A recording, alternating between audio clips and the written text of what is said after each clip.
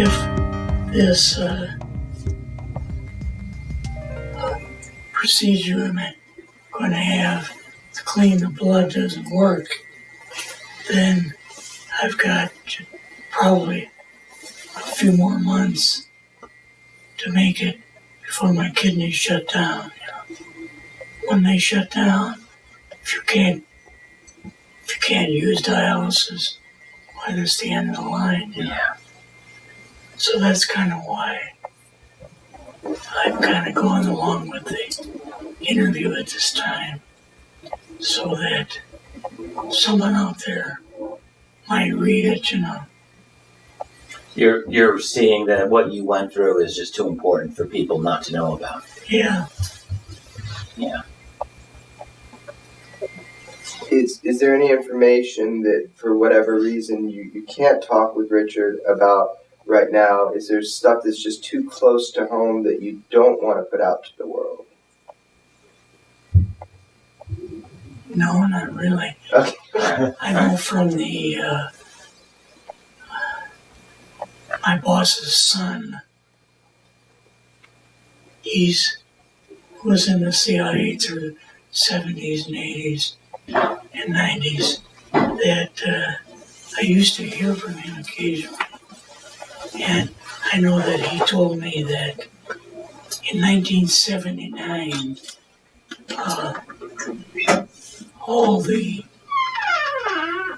we had 27 or 29 aliens working in S4 at that time, and other black projects, that something happened, that the whole thing kind of blew up, and they all left, got into a large craft, and they all left and went to the Pleiades star system. You mean something happened, like there was a altercation, Yeah, violence, fight of some some sort? kind of altercation. That they all aliens left and went to the Pleiades, to the dual binary star system that they've got there with the two planets, and that they, ever since that time, that they've been working on exotic crafts there to be brought back here at the time of World War III. So they'll add to what they already built here. They've been there 30 years, Yeah. I'm wondering if, when you think back to, let's say, your time when you were at S4. I mean, I know I keep coming back to that, but it's just one of those things that is so interesting to me. What was it like, I mean, just physically for you functioning there? I guess I'm asking, what did it look like? Was it impressive? Was there anything that was just, or not? What was it like? It kind of looked like typical World War II buildings, that they used to make for the bases and for the troops. The building that the alien was in was really built tight so that the oxygen level, they could control the oxygen level. Did you know how much more oxygen the alien required, by the way? I don't know what the degrees would be, but it was a little more than, it was the same level that the oxygen is in the two planets that are in the Pleiades system. Okay. Which is, which we already know we're higher than what ours was. Mm-hmm. Is there another question you wanted to? Yeah, just dealing with that. Did you ever eat a meal out at Area 51 or S4? Was the food terrible? Yeah. Basically, we just had like little snacks. I had some kind of a energy bar of some kind, something like that. Like a candy bar or energy bar Yeah, at S4. yeah. But they had nothing. Lavatories pretty standard. Anything different about those? Well, the lavatories they had taken the doors off all the stools because you couldn't go in any place and be there by yourself. When you went to the bathroom, someone always had to go to the bathroom with you. Mm-hmm. So it was not a nice place to work. The ones that were working there. How was the decor? Was it attractive or just plain? It was plain. Yes, very plain. But some way they must have almost ran out of white paint because everything was white. Inside now. Mm-hmm. Did you ever see any like posters on the wall or written words or anything like that? No, because nothing like that nothing was allowed. You couldn't even have paper tablets or anything like that because, and the people that worked there were treated like the Gestapo would treat people. This is just a complete bare bones facility. Yeah. No decor, no language on the walls, or very little, minimal, no decorations, nothing like that. No pictures, no nothing. Is there anything that stands out? Any little detail? Like, for example, what color were the uniforms of the people that were always shadowing you or following you? What did they wear?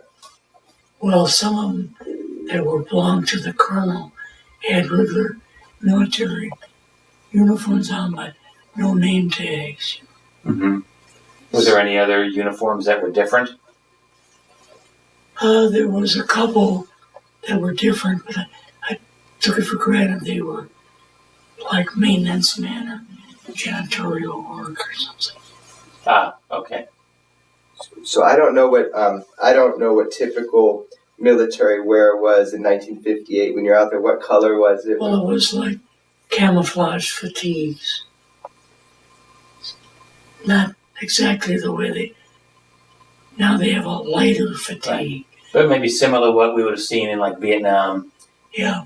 That type of a thing, I'm guessing. Yes. So, very good. So you can't just make a phone call, obviously, in a place like that. Did you see scientists at all? No, actually I didn't. There was supposed to have been some there, but I didn't see any. I know the movie Independence Day. The movie Independence Day.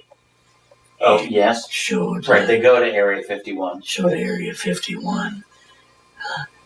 That kind of was like the main building in Area 51, with the no corners, everything kind of rounded. So I remember that was like a really large facility in that movie. Yes. Is that kind of what you were experiencing? Yes. Something very large? At that time, Area 51 was basically one floor, Mm-hmm. and now it's, after that, in the 60s, it's built way down. I don't know, it's according to some things that I've heard or read, Mm-hmm. it's like 6 or 8 floors or something. Okay. So I don't know how in the world it did that, still had the building stand. Right, digging out underneath a pre-existing structure. We went, my boss said, let's just do some scouting around, as long as we're here near the Washington area. So we went he drove us in a old Mercury Grand Marquis to, I think it was a Grand Marquis. Maybe it was called something else that time. But we drove around and we went to this OSS warehouse. and we both had our ID cards. So now, if one person went in, two people couldn't go in through at the same time, or the alarm would sound. Mm-hmm. So he went in, door closed, and I opened it up again, and I went in.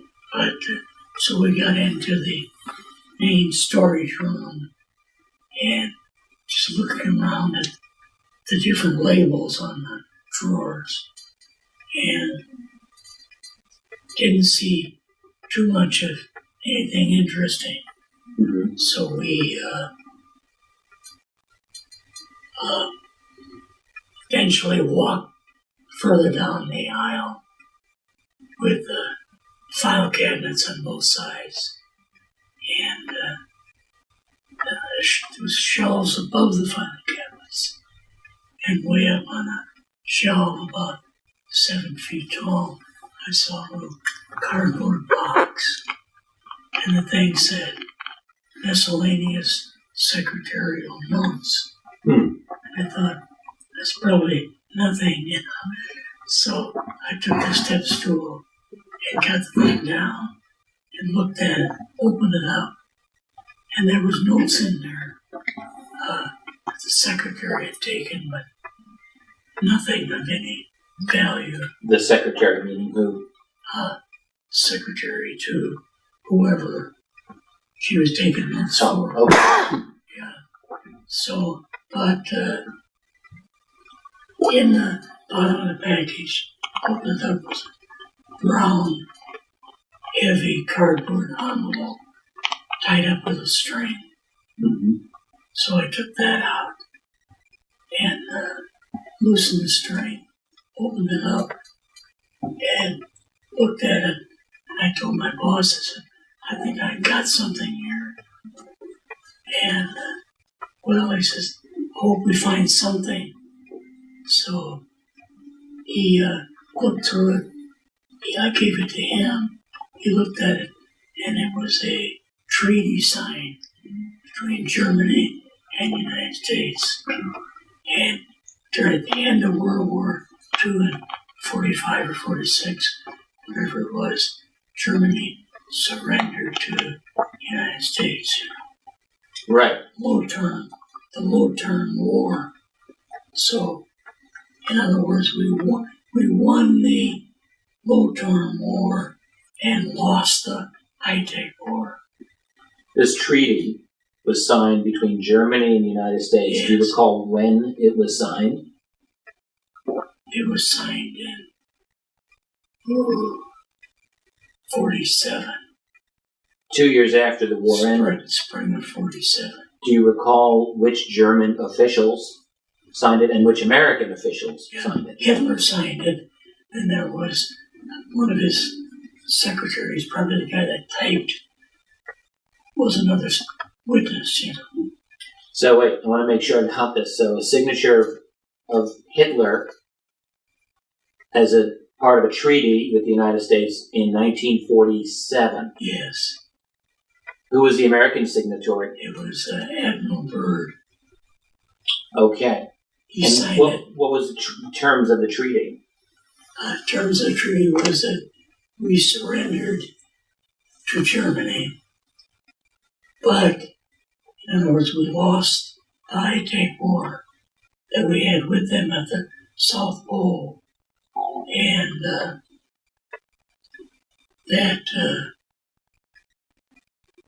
their terms were they would not fly over United States, Canada, England, or Puerto Rico, any of our provinces, with their saucer vehicles and whatever other vehicles they had. And our terms were that we would not fly over Argentina, and we would not fly over part of the South Pole that Germany had settled, you know, and organized at that time, which was, I think, like the northwest part of South Pole. Is that the area they call Neue Schwabenland? Yeah. Yeah.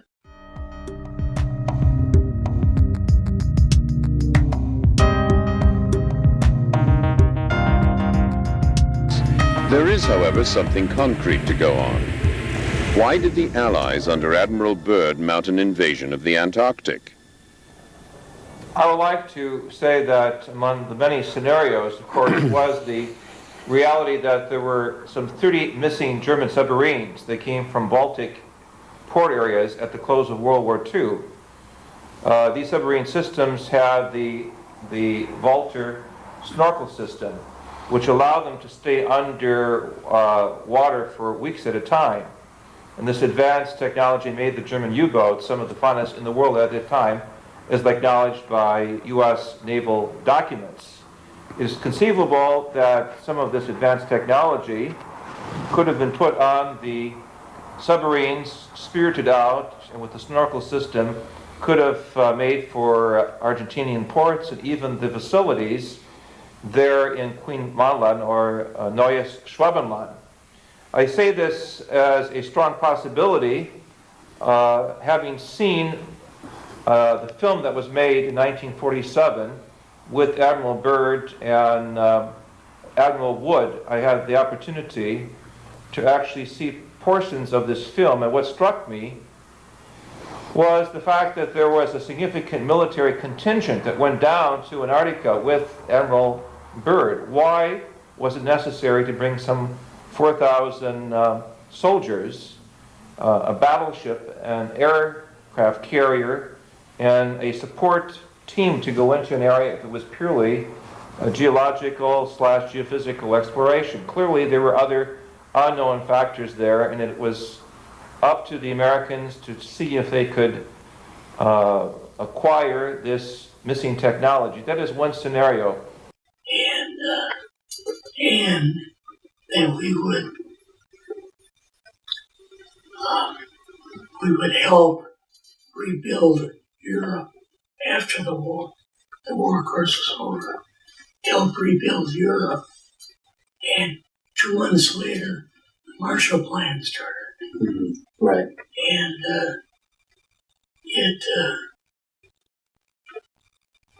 let's see, there was, trying to think of something else. Well, let me ask you. You read this treaty. I mean, World War II was the great Allied victory over fascism. Right.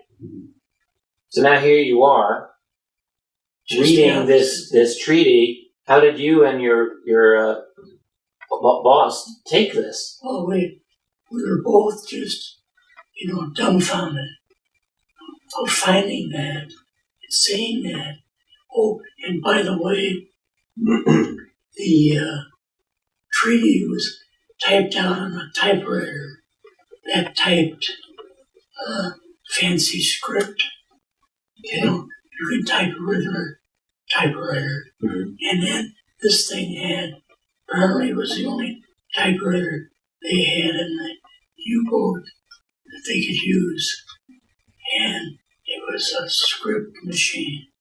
So it was typed out in like fancy script. But in English. Yes. Mm. So now, after that, backing up a little bit, according to what Ron brought out yesterday, is towards the end of the war, Hitler flew in a small plane from Berlin to, when they could still get out, to Sweden. It is known he had a body double. Yes. At least during the last few years of the war. His double was the one that he actually was a little bit screwy, the guy, and he thought he really was Hitler. And so he's the one that committed suicide. And they did such a perfect job on his body double that even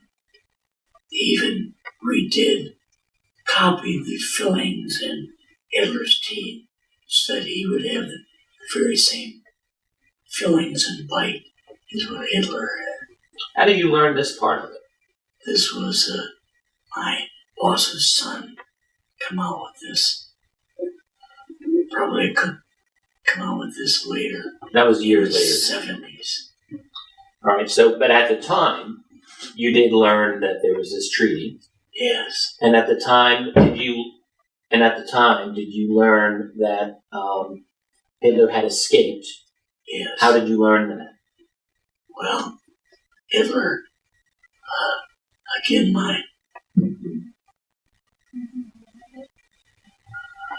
we were reading the material, and in some of these secretarial notes, whoever was doing this for the guy in charge of FBI, J. Edgar Hoover. she had written that Hitler had escaped in a small plane from Berlin to Sweden, and he got on a brand new submarine. And there was a new submarine, kind of a snorkel device. They could swing up and they could go about 25 feet under the water. Still have this snorkel sticking up for air and be able to see what was going on. Okay.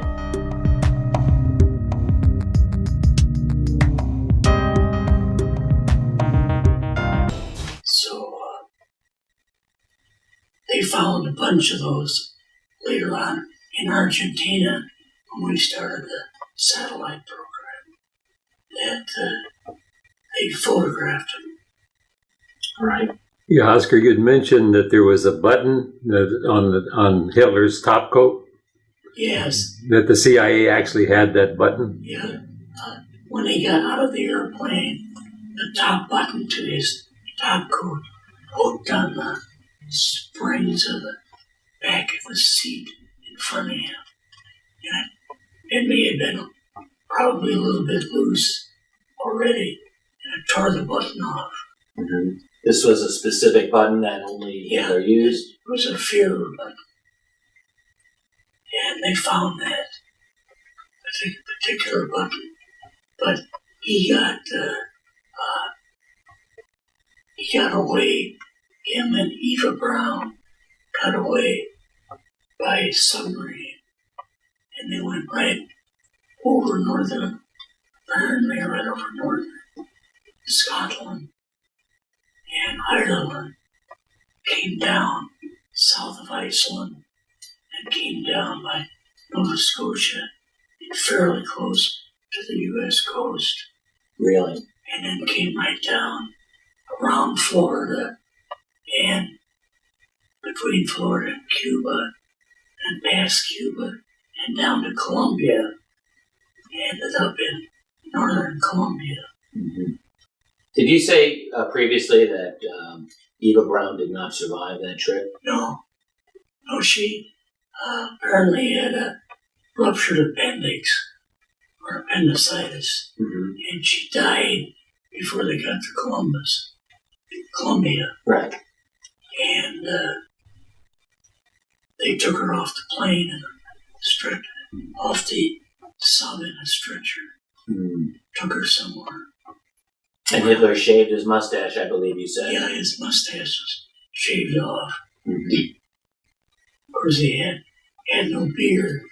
Right. But he looked naturally with no mustache. Looked a little different. Sure. When we're used to seeing him.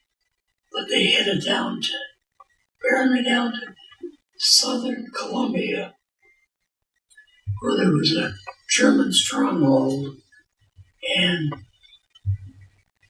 he was there, and we went down with the sub, landed about the same dock in northern Colombia, and troops went down to southern Colombia, and they found Hitler outside drinking probably Colombian coffee with Juan Valdez. Really? I'm just kidding about Juan. Yeah, okay, good. Little levity I there. remember one Valdez. On the TV commercials in like the 70s, I think. He was the guy that always went out and picked coffee beans That's right. by hand. And he would have done wonders if he'd been more mechanically inclined. He always had his donkey. They always picked Colombian coffee. So we always teased each other about that. About Hitler drinking Columbia coffee with Juan Valdez. So I'm wondering if I can tie this in. First of all, how did you know that whole saga of his trip to Colombia? Was this from your boss at CIA or from records or what? That was from notes made out to Hoover, or taken from testimony that Hoover had given. And you saw these in the OSS warehouse? Yeah, it was in on the same box that the treaty was in. Okay. Now, can we tie this in? I mean, there's a lot of other things to go over regarding ETs, but the last, off the top of my head, German connection I want to know about is how this ties into the Robert Byrd mission and Operation High Jump. Yes, I was just getting to that.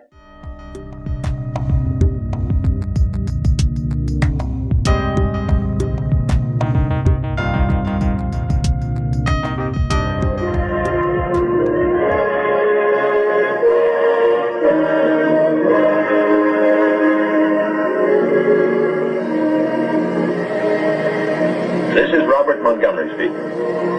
From the nation's capital has come a new epic of American courage and sacrifice.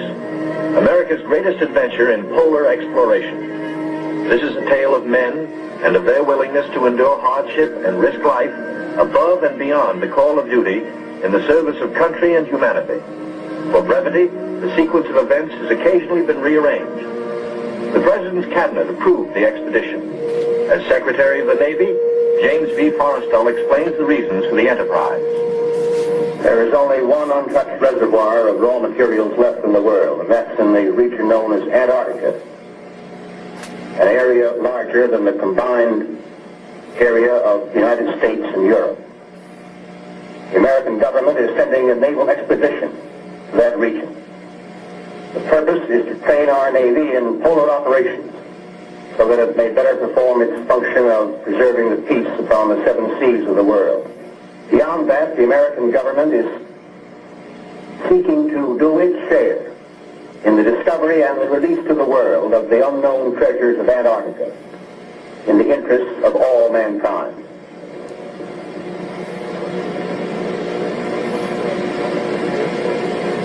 Thumbs up to this gentleman.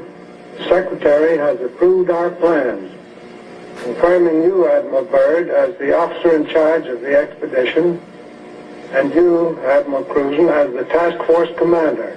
And we get everything we need. That makes Operation High Jump the greatest polar expedition in history. Admiral, time is going to be our greatest handicap. By the time we get through this very difficult ice pack, the summer will have ended and the fall will have set in. Never before has anyone attempted to take a fleet of thin-skinned steel ships through 300 miles or more of crushing ice pack. I have great faith in your skill, courage, and determination. And now, gentlemen, Admiral Nimitz reviews the operations plan. The expedition will comprise 3 groups: a central land plane group to explore the interior from Little America, and 2 seaplane groups, the eastern to map that half of the continental shoreline, and the western to map the opposite coast of Antarctica. After the original orders have been issued, 3 months of planning are needed to organize the giant venture.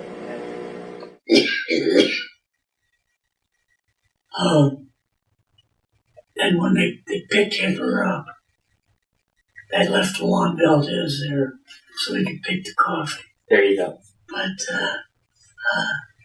they picked up Hitler, brought him onto the U.S. sub, and he offered no resistance of any kind because he already knew that the aliens and Germans had defeated the U.S. apparently.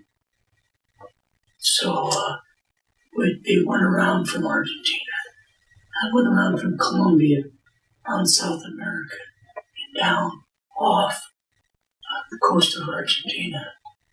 And they stopped there, and a German sub came out. And it may have been the same sub that Hitler escaped in, because it was a new type sub with the periscope. Okay. So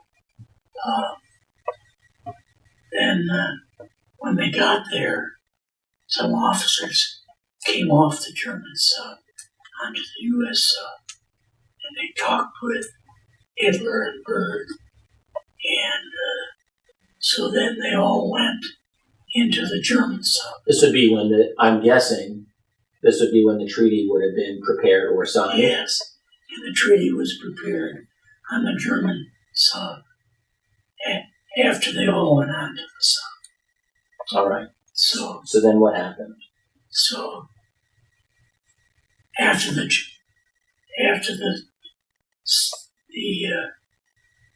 Admiral Byrd had his copy and came back on the U.S. sub, and one of the secretaries that was in there with him came out. He's one of the ones that witnessed probably the signing of the treaty. And then they went into the U.S. sub, and Hitler stayed on the German sub, and they broke away the catway and fastened that down to the German sub, and then they backed off and went back towards Argentina. Mm-hmm. But definitely he was alive. And when Adolf Eichmann, when they captured him in Argentina, the last thing that he said before he was hung was, "Long live Adolf Hitler." And everybody thought, oh, what he means is long live the ideas that Hitler had, about German 1,000 year period of rule. Yeah. But actually, what he probably meant was long live Adolf Hitler, that he was still alive. In 1960, I think. 67, yeah. Executed. Yeah. So, definitely. And after that, he probably went to South America, Antarctica, because Antarctica was their biggest base. Who probably went to Antarctica? Hitler? Yeah. So can you explain the whole purpose of Operation High Jump? What was the purpose of We that? were going to go down. It was set up as a scientific mission, but we were going to go down to South America and capture this, what we thought was the last German base. And that project began in December of 1946. Yes, probably. That's what the historical record Yes. says. So Byrd was going in to capture German whatever was ET.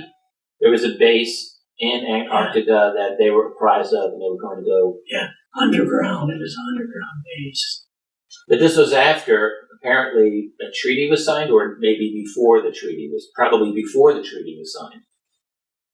This was before this last treaty. Yeah, right. Yeah, after the treaty where they surrendered to the U.S. You know, Exactly, right. So Byrd goes down with his armada. Yeah, we had a little old flat top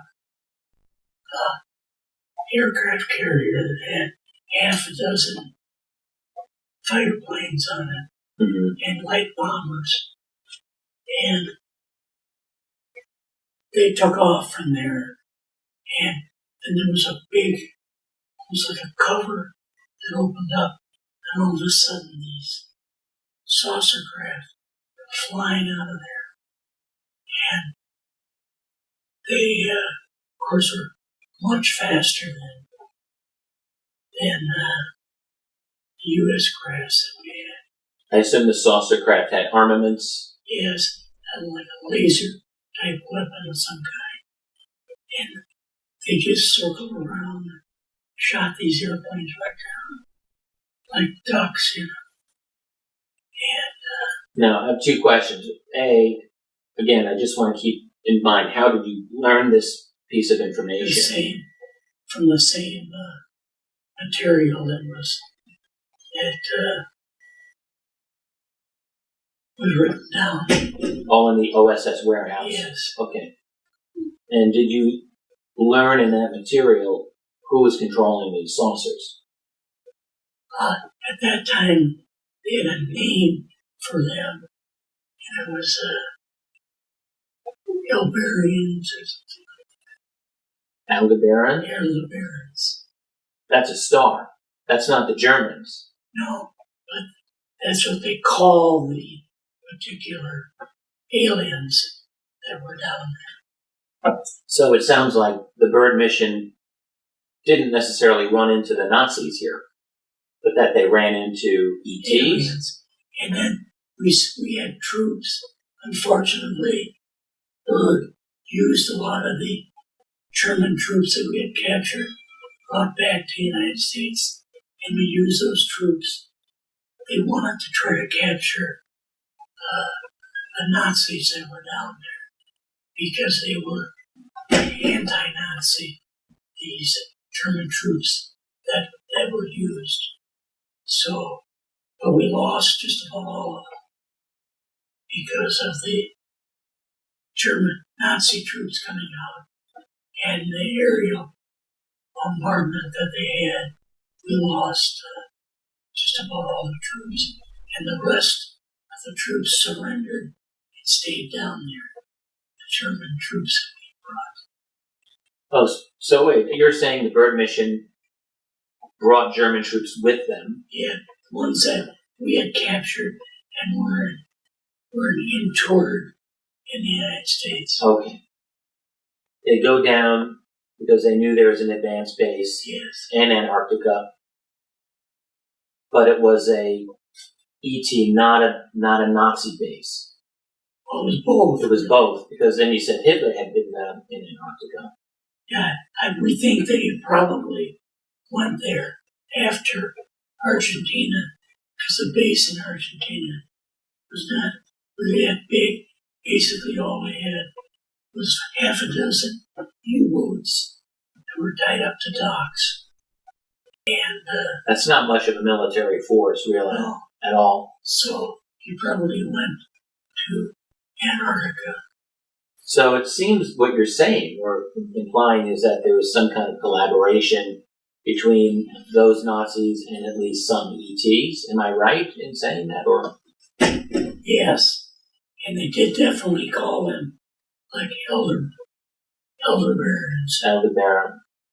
After that, there was a star, but because they had no idea where at that time where they were from, what in the world they were doing with the Nazis.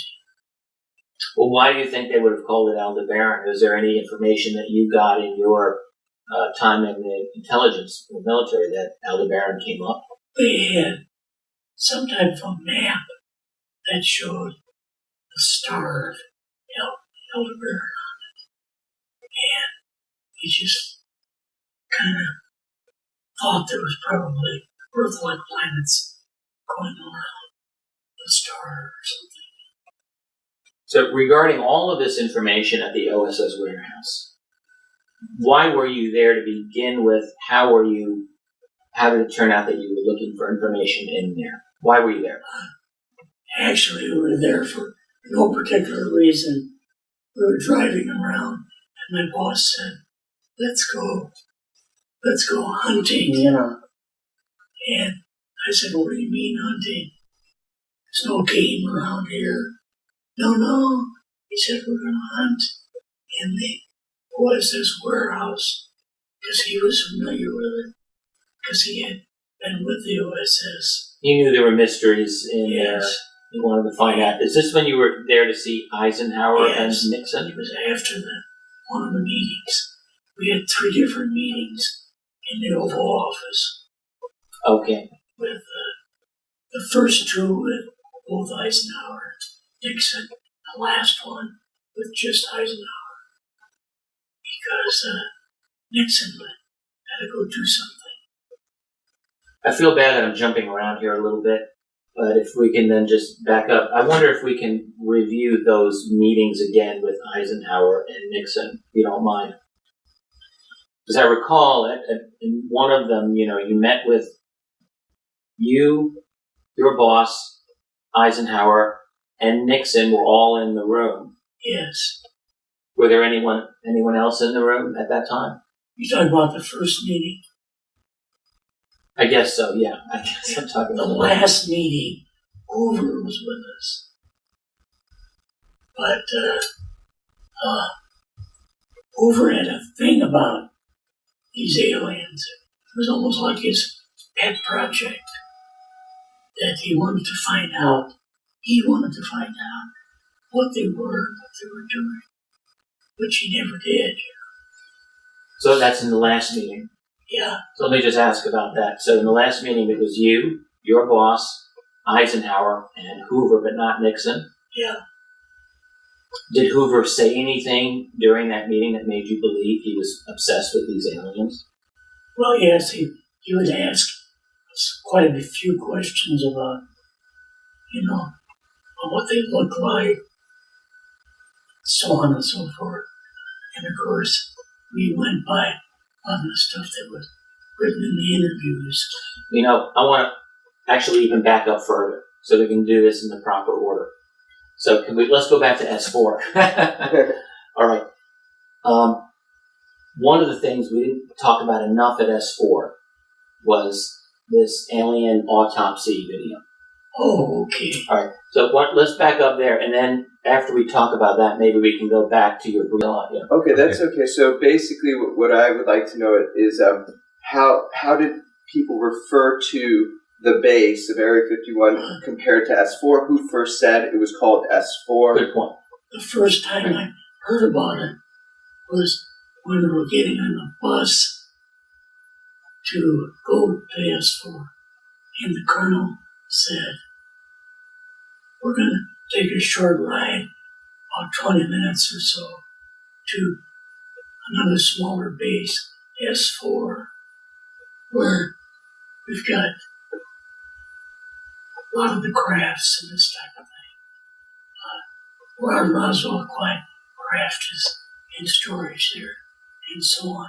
That was the first time that I heard S4.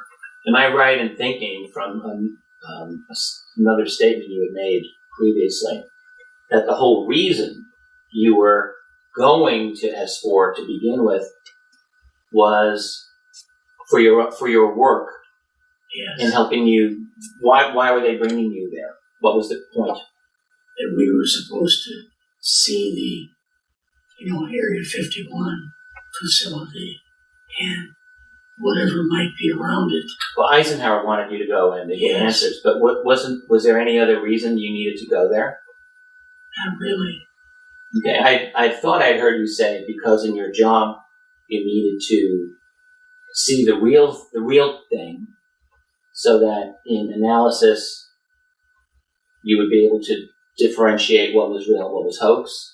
Am I mistaken about that? Well, yes, I guess you could say that. Because we had to...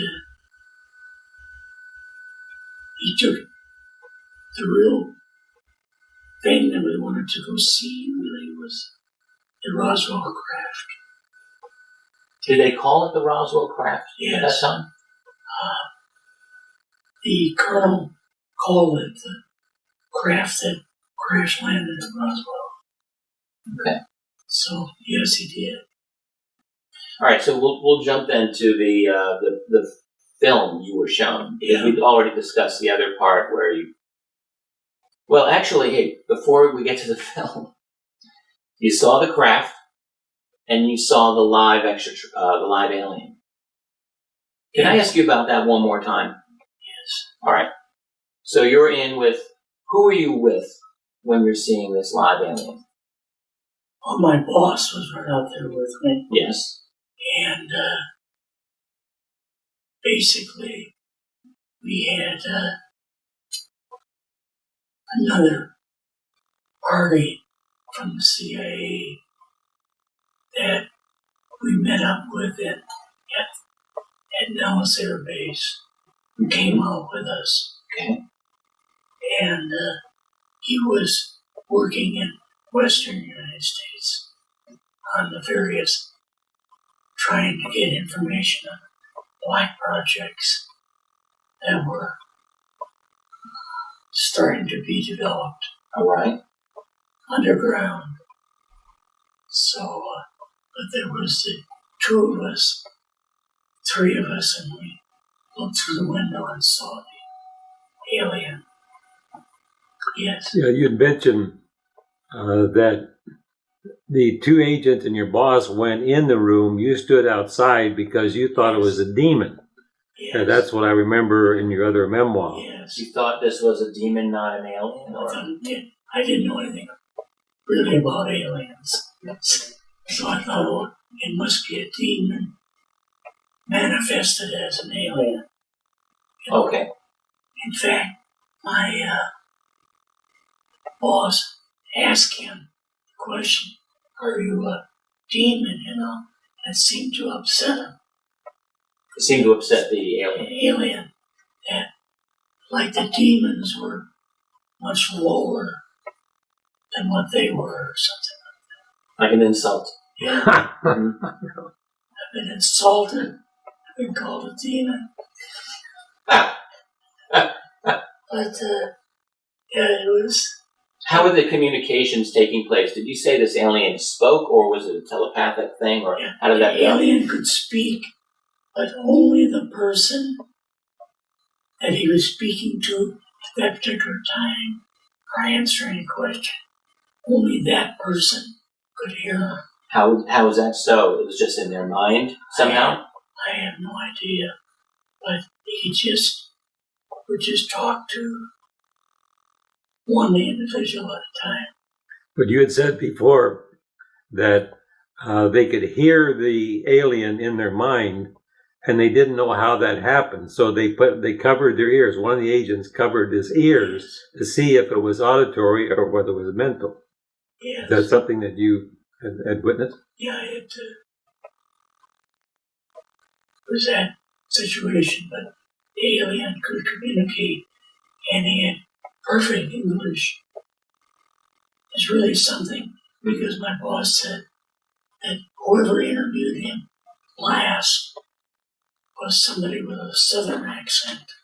So the alien picked that up and was speaking to him with a southern accent. Interesting. What were some of the questions asked, and what were some of the answers that this alien gave? Basically, they asked him how long he had been there, but he wouldn't answer the question. Okay. He never answered. And boy, I wished I had my whole original notes. Any other questions you can remember? I'm guessing someone might have asked, like, why are you here, or what are you doing here? Was there anything like that? They asked him, why don't you, as the alien that Truman interviewed, could disappear, and he disappeared, you know, why can't you disappear? And he says, I'm locked into the situation being a humanoid, and I can no longer go back to a spirit being. So he was locked in to a humanoid. And he said, why are you locked in? Because he says, when we're all through with the jobs that we have to do, we will be killed. They're just disposable units, sounds like? We can die. In humanoid form, we can be killed. Spirit form, of course, they couldn't be killed. But humanoid, they could. Was this ET, in your opinion, fully biological or also biological mechanical? Biological, I would say. I don't think he was mechanical. Mm-hmm. Yes, sir. You had mentioned about they thought that there was some cloning done, but that they could replace their knowledge into a new body. Could you address that issue? Yeah, I'm trying to figure out where I think I read that in some of the notes that we read where they had alien interviews, and it mentioned that if the body, something was wrong with the body, they could transfer their cells to a new, what they call, new body, what they call new container. They use the word container. Yeah. And those are not in the direct interview, but in the notes that you and your boss read a little later. Yeah. Containers. Yeah, that's the word that's come up. Linda Moulton Howe wrote in her book about ETs called transferring, calling bodies containers. Yeah, they did. So, interview with this ET, this alien. Anything else you remember from that? Those questions and answers?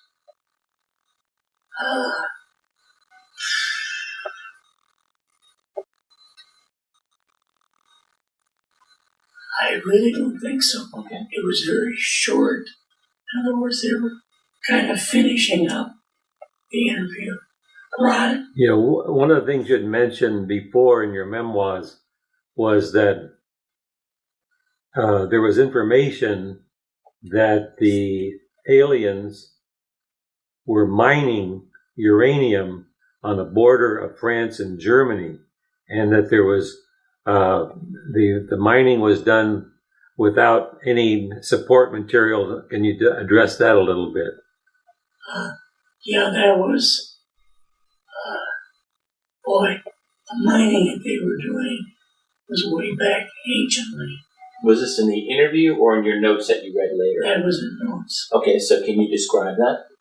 Yeah, it mentioned that they were in Europe and mining for uranium, and that they were using laser saws to cut away the walls of the mines. Could they tell how old these mines were? I think several thousands of years old. Yeah, and at that time they were getting uranium to start using in their crafts. They wanted uranium. They had apparently very advanced technology to cut through. Yes. Here. So these were mines that didn't look like contemporary mines that we would make. The walls were very sheer, compared to what our mining would be with some kind of air guns or drills or something. Well, I'm wondering why people didn't find these mines earlier. How was it that they were so secret? Because it was a radioactive situation. And government had put the kibosh on anybody going near that particular. I'm just thinking even in the 19th century or earlier, I mean, between France and Germany, it's very populated. Yes. And I'm just wondering why it hadn't been found. As far as I know, it could have been found, but whoever found it might have died of radiation. Okay. Yes, I was. Because you'd mentioned that they actually found a craft in there that was atomic powered. Oh, that's right, yeah. They went into this one room, kind of broke through, and they found this atomic old saucer craft that was atomic powered, which was entirely different from their technology. Any idea in the notes when this mine was discovered and when this craft was discovered? Probably discovered in I would say in the 20s. That early? Likely, yeah. It just would have been kept quiet. Who would have discovered it? Germans? Probably. I'm thinking. Because they were looking for various things. They were looking for atomic energy. Which do you do first, eat or insulin? Let's eat. You guys want to order I need something? to take the Yeah, we can order my something in insulin here. reading. So I need a blue bag.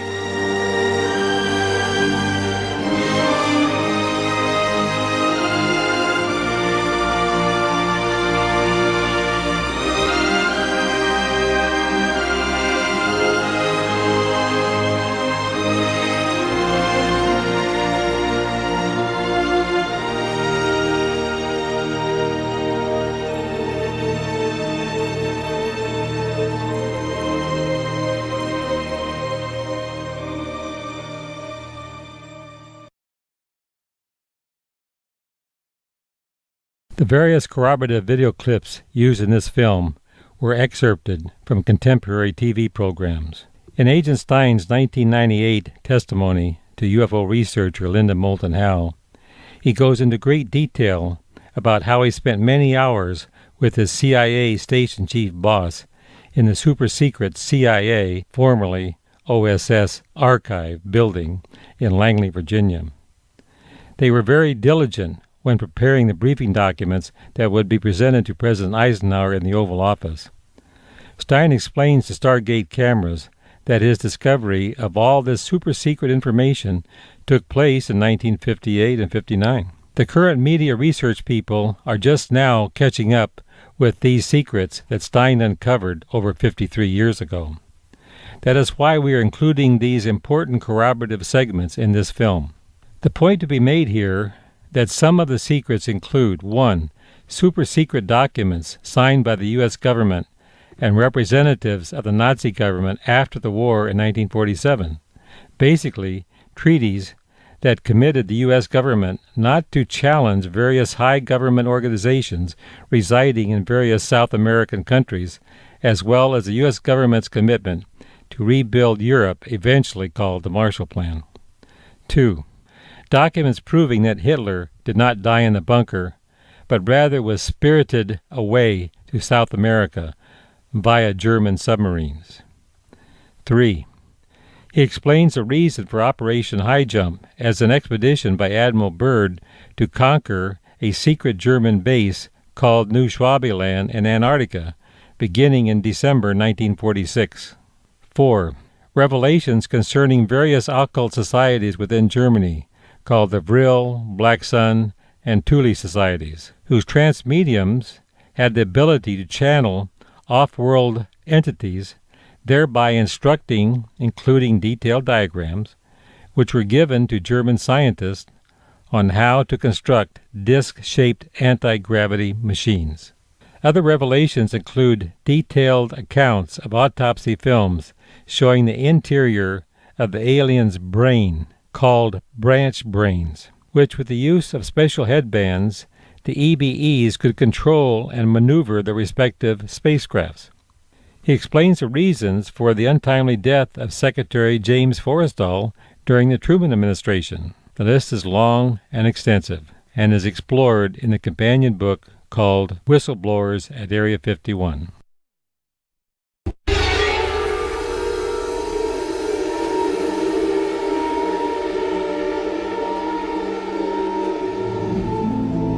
We walked out, we went to another building probably about half a block away, and went into this building.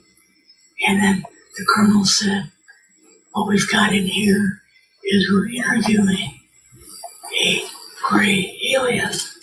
All right, right there. How did you feel at that moment? Well, I thought, boy, we had no idea we were going to see the real thing. All we saw was film.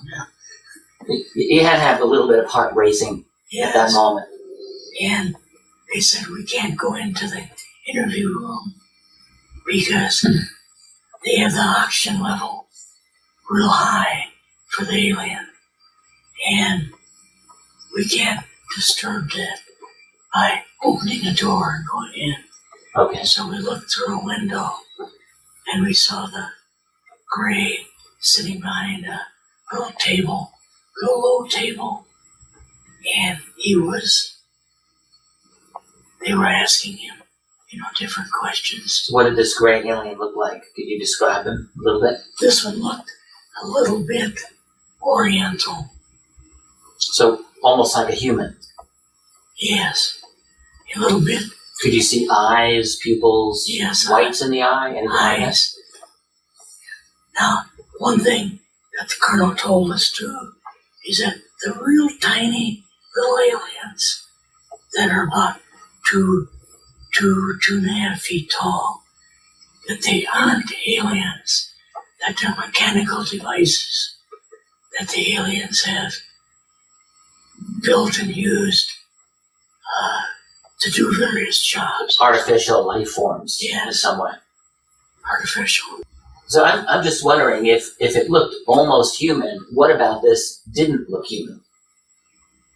No, it didn't look human as far as the skin tone and basically the shape of it and the size. How was its head size compared with a normal human, for example?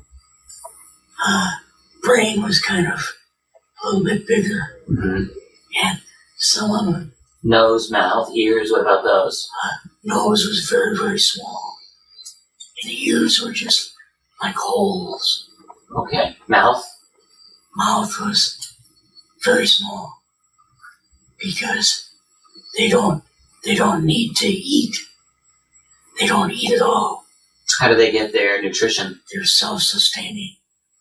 They, just like when you go deer hunting and you shoot a deer and you find around the outside of this deer you find all this tallow, and these aliens underneath their skin build up this almost like a tallow, and then they feed off this tallow, this material. It isn't really tallow, but they feed off of that so they don't need to eat. And they can eat. It is possible for them to eat, but that they don't have to. So you're in this room. There's, what is it, like a glass divider, Yes, basically? glass. I'm looking through it, through glass, What happened then? Then we stayed there until they were basically through. They took the alien out to another room. What was the alien doing? I mean, did they bring you just to observe, or was there any kind of communication going on? No communication with us. But later on, my boss was able to go in and had a partial interview with her. Now, why were they bringing you out here at all, anyway, to see an alien? What was the point?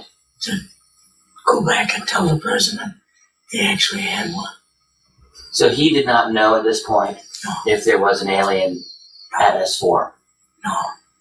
Because basically they fed him nothing but genuine BS.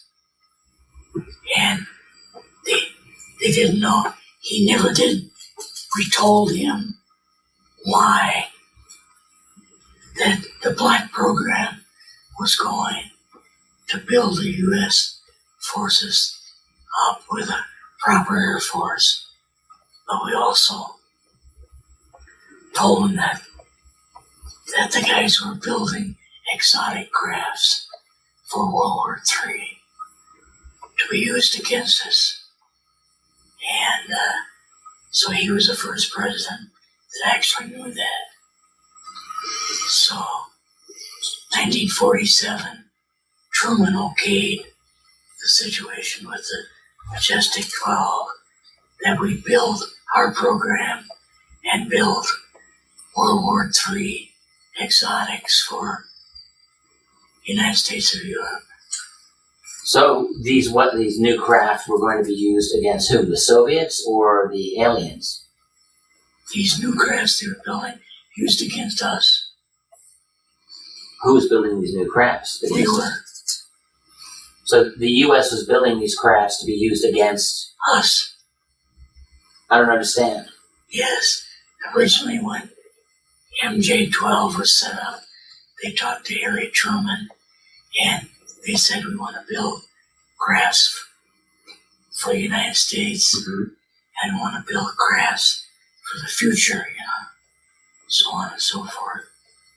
And he okayed it that, in 65 years, he would be dead anyway, and all the members of his family probably be dead. So he didn't really care if they were used against the United States or not. So.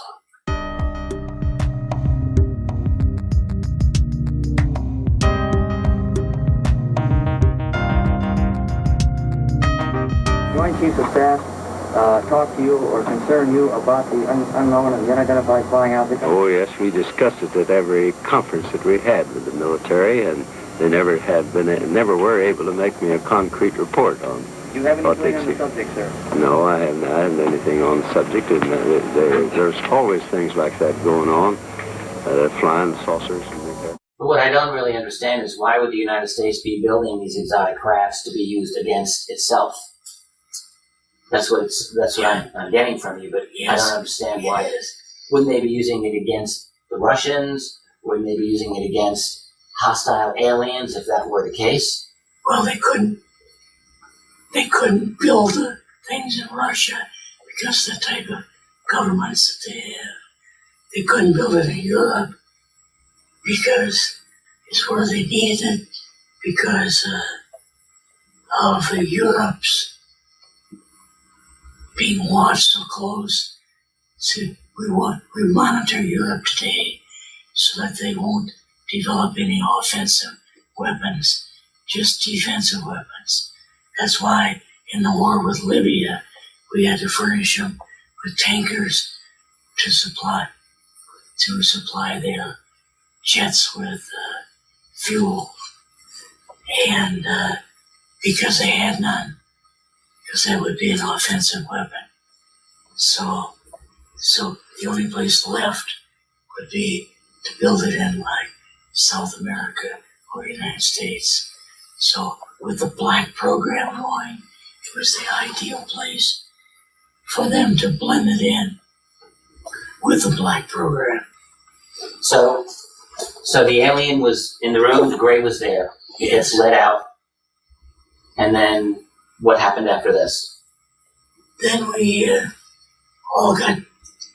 he mentioned that some of the things, the archives that they had, and he knew that we both had high security clearance. So he brought us into the room, and we both started reading. That's the colonel who brought you in? Yes. Still leading it? Okay. Both started reading interviews that they had. At that time, we had interviews with the alien that President Truman interviewed. Now, President Truman flew out to Columbus, Ohio, I believe it was, and interviewed this one alien that survived. The alien wasn't able to speak, I assume, or was it? Yes, he was able to speak, and they can speak any language as long as you start speaking, and to pick up your language that you have. They have some kind of a translator that they can pick up on any language. So this wasn't some kind of telepathic thing? This was actually using sound? Yes. Okay. And what was the nature of the interview? What was Truman asked him, it looks like you have tremendous advanced technology. You certainly could attack us right now and defeat us, And the alien said, yes, he said that probably would be true, but we can only go when and where God allows. Only when and where God allows. So that's what he had mentioned at that time. And this is the transcript you're reading? Yes. Okay.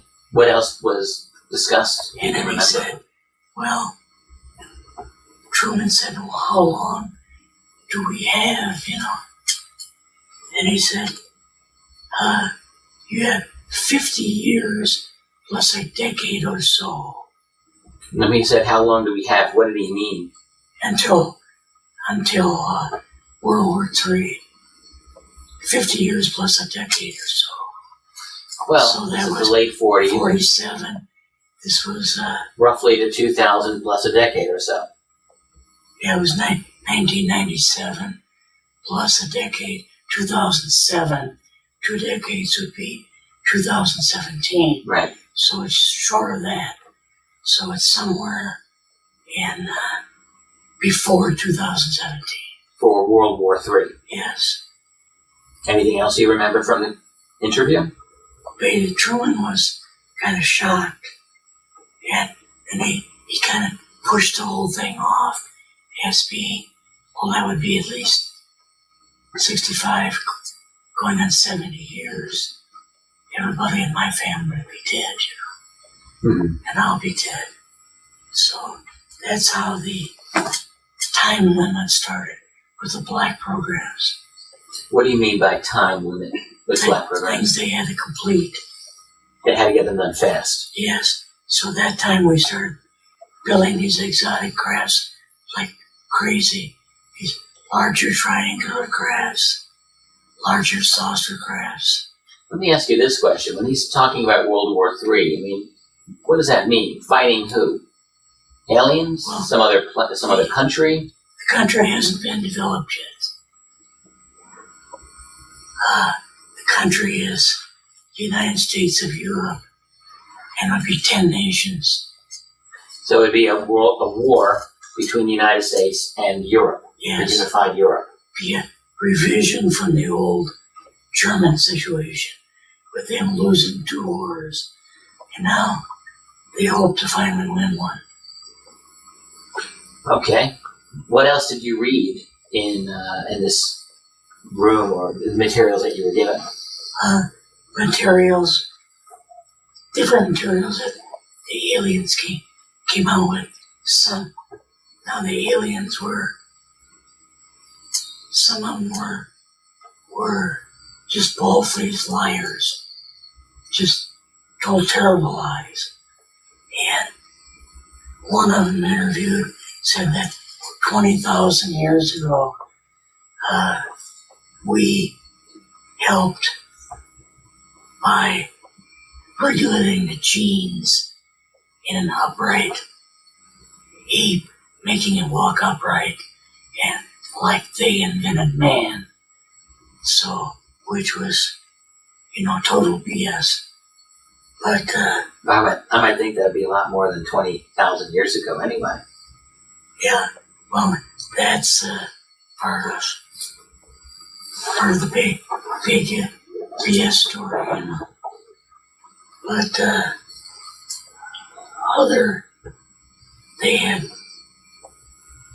they all more or less told stories as far as where they were from, and it was all from different galaxies far, far away. So we're talking about many different alien groups that have been written about in these briefing papers. Yes.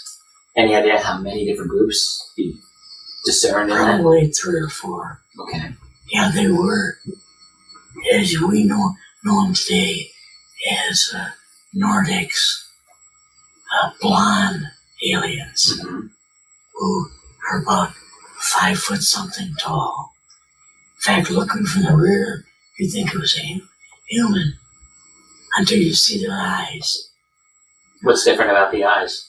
They have eyes like a cat with a long slit. A vertical slit. Yes, where you don't see that. Now some of the little aliens don't have that, but those particular Nordics did. But the Nordic interview was interesting because it said that they had a job to do, but didn't do the job, and wanted to build a nation of their own because they were one of the 2 families of aliens that were male and female. All the aliens were neutral except for a couple of groups. So these Nordics basically reproduced. Yes, they had sexual relations, and Yes. whereas the gray aliens presumably did not. No. Yeah. And So the Nordics wanted to create like a nation on Earth. They wanted to have Yes. their own country. so they went over to south of Greece by, I can't think of the Greek island now. Santorini. Yes. And they wanted to build an island because they wanted to isolate themselves from humans, So Nice weather there for sure. they built That's a good place to go. beautiful city, nice city. Lived there for a couple hundred years. And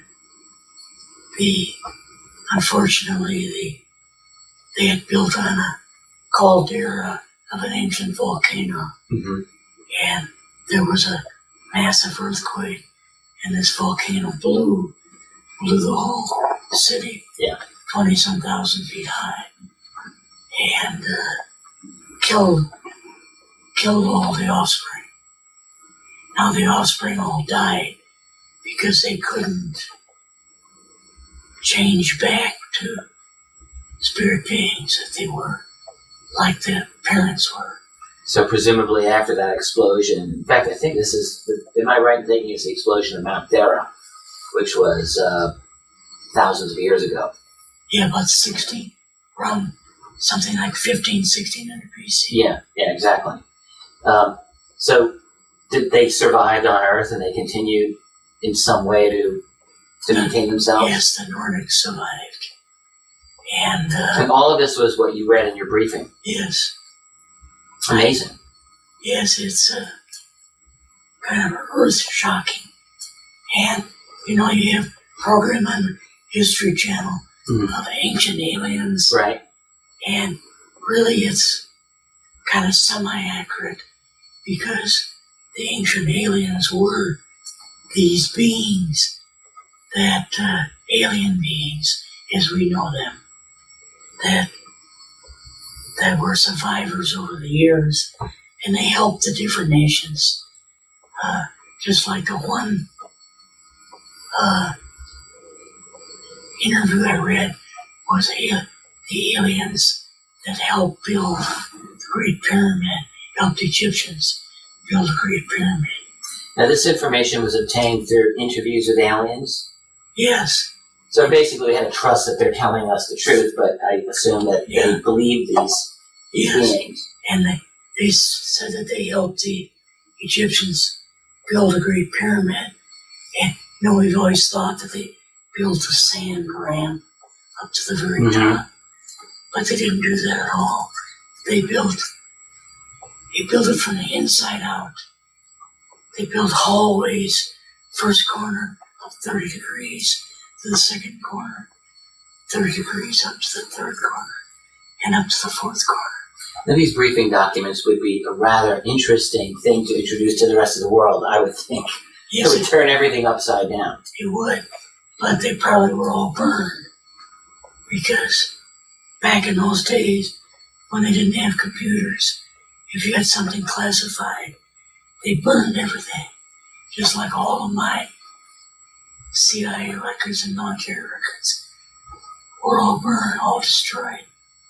So after you went through these briefing documents, what did you do then at Area? Were you done, or did you have other things to do with Yes, that? so basically we were kind of done. Went back to Area 51. Mm-hmm. They took us into the main building. And there we saw a U-2, which of course we didn't know existed. Mm-hmm. And a model of the SR-71. Yeah, the Blackbird. So, but like I mentioned earlier, it was not a model of the current Blackbird. It was an earlier version. But an early version. Now, is this a time when how did you go? Did you go directly to Washington after this? Yes. Or did you go somewhere else? How did they did you fly regular airline? Or? We flew back to the commuter plane back to the air base, and then took President Eisenhower's Lockheed Electra back to Washington. You and your supervisor, superior officer, and now you're meeting with the president? Yes. Can you describe this? Well, we met with him in, the second story of the old OSS warehouse building. And Eisenhower and Nixon were there.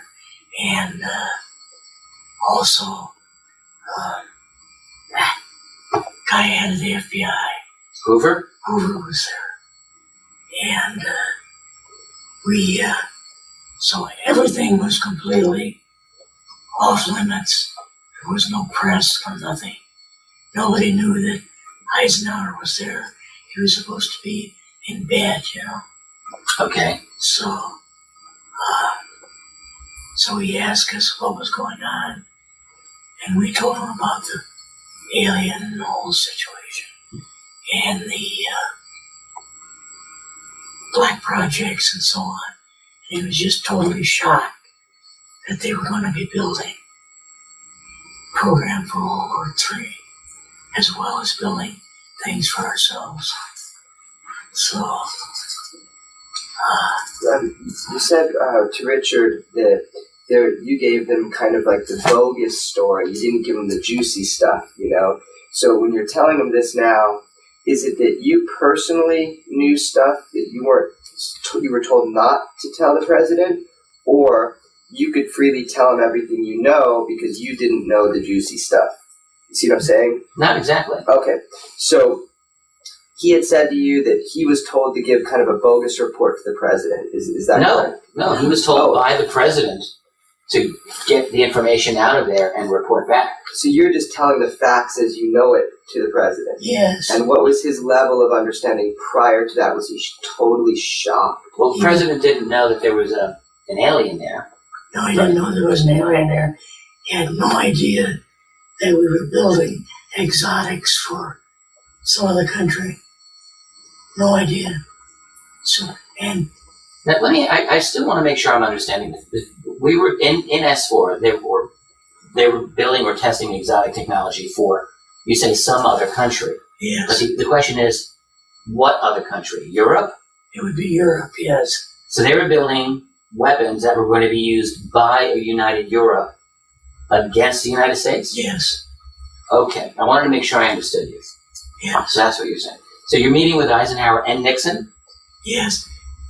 Nixon was just, he was paranoid anyway. And when he found all this out, he just got so nervous he had to leave the room. So he just couldn't understand what in the world was happening. So you told Eisenhower, I'm assuming that there was a live alien there. Yes. How did he react to this? He was shocked. He knew that they had picked up aliens, but he had no idea that they can fly off somewhere. Leave. But the aliens could leave? Yeah. Was this alien able just to leave at will? The one that Truman interviewed was able to disappear. They had him in like a little cage. Mm-hmm. And all of a sudden he was gone. And Truman said, boy, not only do they have advanced weapons, but they could appear and disappear. He said, boy, we're in for a real fight if we get in a war with these aliens, So now you're with Eisenhower and you're telling him there's an alien there. And did he say anything that you can remember? Yeah, he was, besides being surprised, he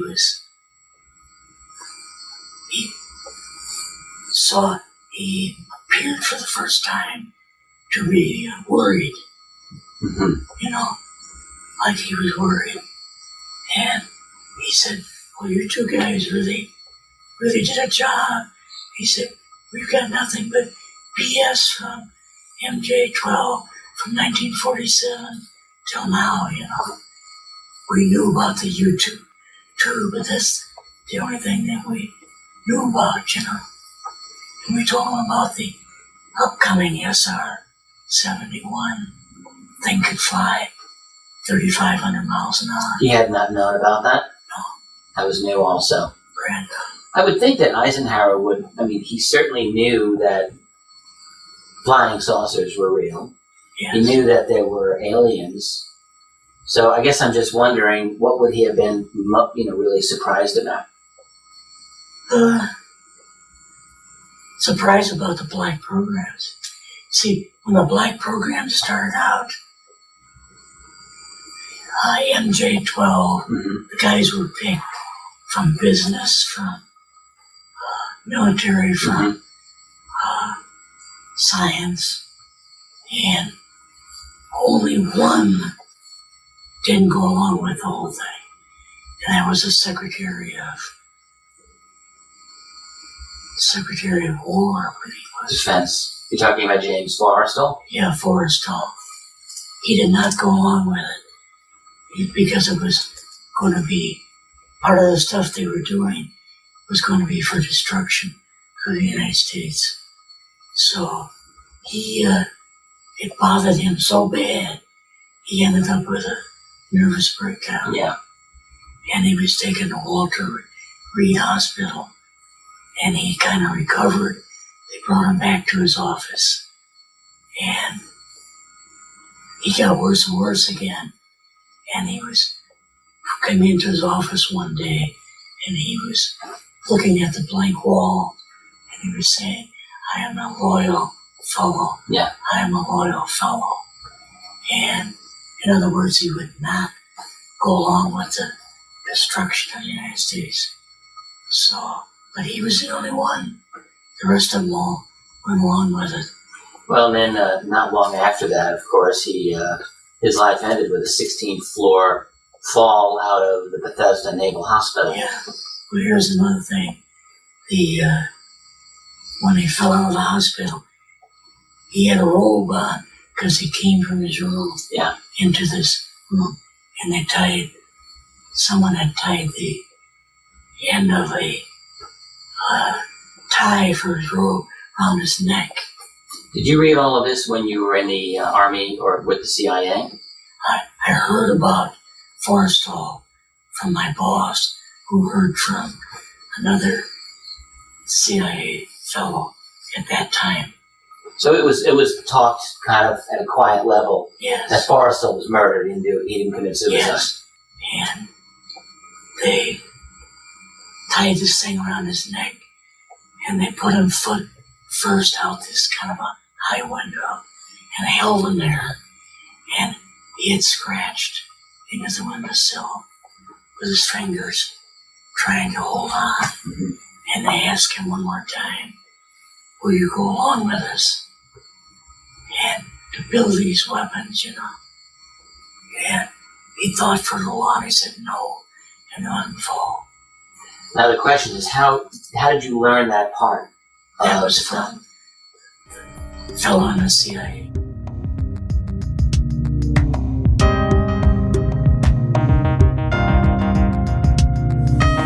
James Forrestal was a man whose presence and policies dominated the news from 1940 until 1949, but excluding a handful of noteworthy exceptions, has effectively been written out of history books and the national consciousness.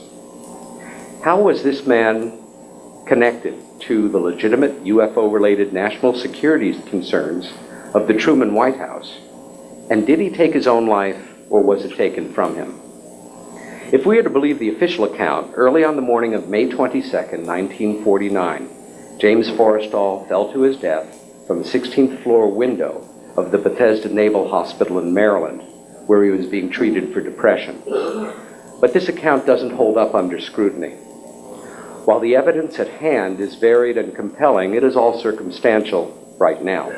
Nonetheless, it points toward murder. Forrestal's death was precipitated by a profound nervous breakdown, brought on, no doubt, by combined factors. He was a complex, driven individual who, over the years, shouldered tremendous responsibilities during some of the 20th century's most decisive moments. This, as his private life grew more and more hollow. Rewrites.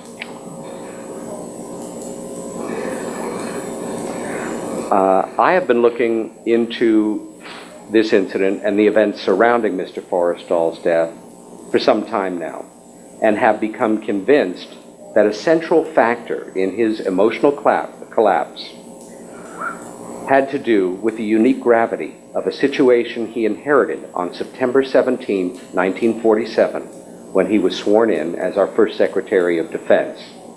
But before looking at this or into the circumstances surrounding his death, it's important that we have some sense of who this man was and what he had achieved in his life.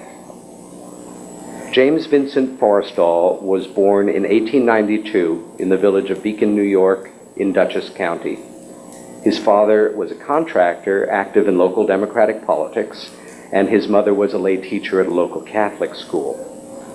In 1911, James was accepted to Dartmouth College, and the following year transferred to Princeton.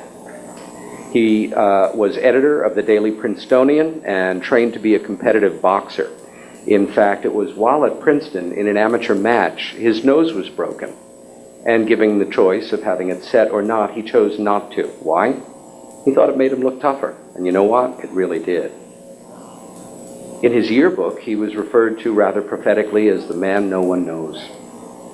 Forrestal left Princeton 3 weeks before graduating to join the Wall Street brokerage firm of Douglas Dillon.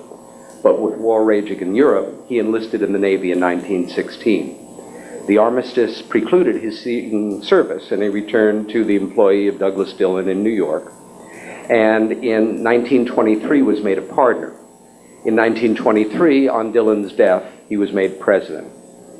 It was also in 1926 that he married the beautiful but emotionally troubled Josephine Ogden, who was a former Ziegfeld showgirl and an editor at Vogue magazine.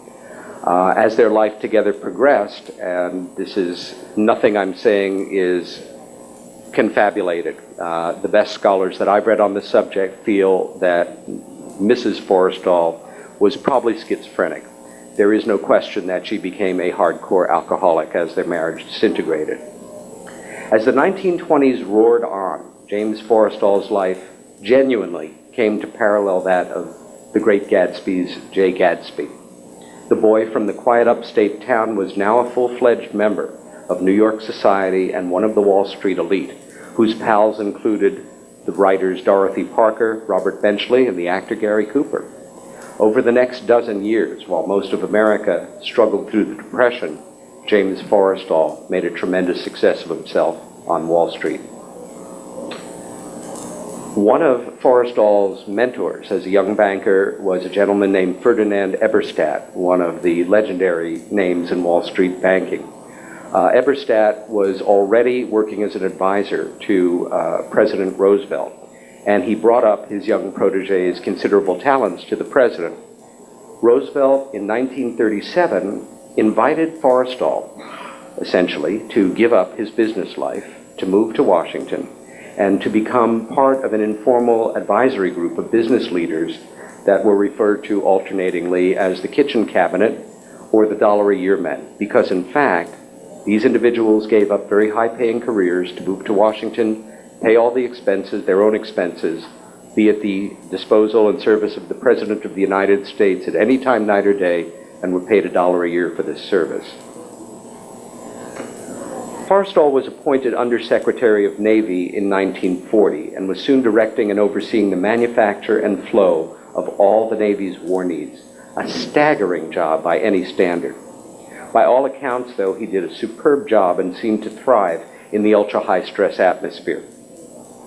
When Navy Secretary Frank Knox died during the war of a heart attack, Roosevelt had Forrestal sworn in as our new Secretary of Defense. It was also in 1940 that Forrestal began keeping a diary, which he kept for the next 9 years, right up until the beginning of 1949, a very short time before he was institutionalized. These entries, which it wasn't, a nice little diary with a lock on it. He was a workaholic, type A character. He'd finish up work usually at night at the Pentagon at about 8 o'clock or so. Then he'd have a naval secretary come in, and he would dictate to him everything that had happened during the course of the day. This included everyone he met with, the contents of every meeting he attended. No desk jockey or poseur, the Navy Secretary put himself in harm's way more than once during the war and probably drove his underlings crazy. He was present during the Battle of Leyte Gulf, Iwo Jima, and the invasion of Normandy. Can you imagine a modern cabinet official doing this? He was not assigned to do it. He wanted to be there with the men. July 6, New York Times reported that the flying saucer, of course, was only a crashed weather balloon, and so begins the mythology of trying to make Roswell look like it never happened. Now, later in June, on the 26th, the National Security Act was passed by Congress, and the President immediately named Forrestal as the new Secretary of Defense, but he was not sworn in. Passage of the Act also brought into existence that month the National Security Council, the Joint Chiefs of Staff, the Central Intelligence Agency, and Vannevar Bush's Research and Development Board. Quite a month in American history. Now, on September 17th, not long after, en route by battleship from a state visit to Brazil, President Truman sent an urgent message to Washington ordering that James Forrestal be sworn in as Secretary of Defense, and immediately. And Chief Justice Fred Vinson swore him in that afternoon. Former Vice President and presidential candidate Henry Wallace absolutely commanded the press the next day, in that he was genuinely shocked by the suddenness of the president's decision, and insisted, quote, "If there is a genuine emergency, the people have a right to an explanation. If there is no emergency, this action rates as a very lowest method of breeding fear." Was there an emergency? And if so, what was it? While its provenance is considered controversial by many, the MJ-12 document dated September 19th supplied the requisite emergency. It was titled, quote, "Examination of Unidentified Disc-like Aircraft Near Military Installation in the State of New Mexico." Now, if you have any problem with MJ-12, no problem. 3 days later, on September 23rd, an uncontested document was put forward. This was a top-secret document, and it is absolutely gilt-edged. It's one of the seminal documents of the authentic, many thousands of pages now, that have been released either through Freedom of Information Acts or the natural process of attrition and natural declassification and simply quietly filing.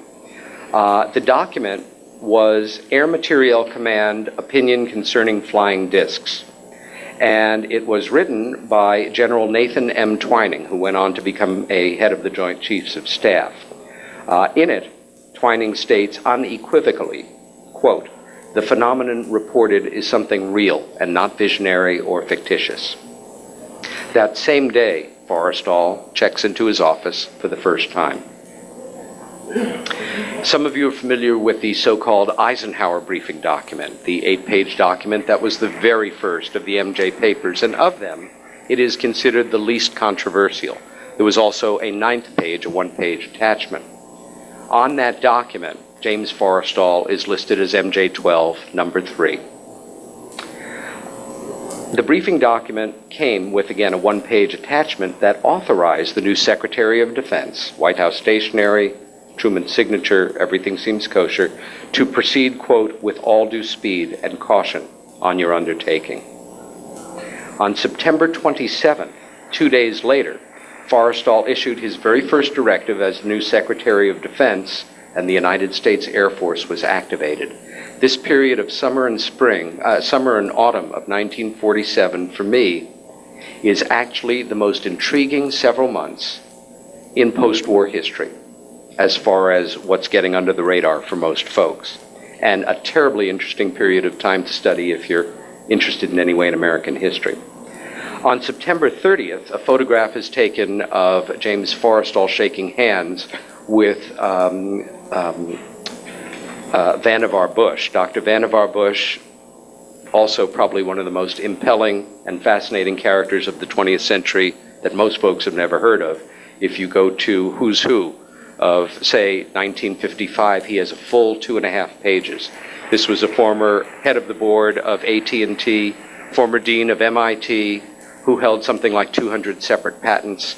He was Roosevelt's primary, singular head scientific advisor through the war, and he went on to continue the job under Forrestal, and became a sore point for the president, who refused to see his Secretary of Defense for several weeks following the election, making Forrestal sad and unhappy. When they finally did meet again, it was around Thanksgiving at what was called the Little White House then. Truman had a retreat in Key West, Florida. And there's a famous publicity shot of them taking pictures on the front lawn, shaking hands and smiling, but it was just a publicity shot. James Forrestal's star was in descent at the White House. On January 1st, 1931, an FBI memo entitled Protection of Vital Installations by J. Edgar Hoover noted the following, that in the matter of flying discs, it is considered top secret by intelligence officials of both the Army and the Air Forces.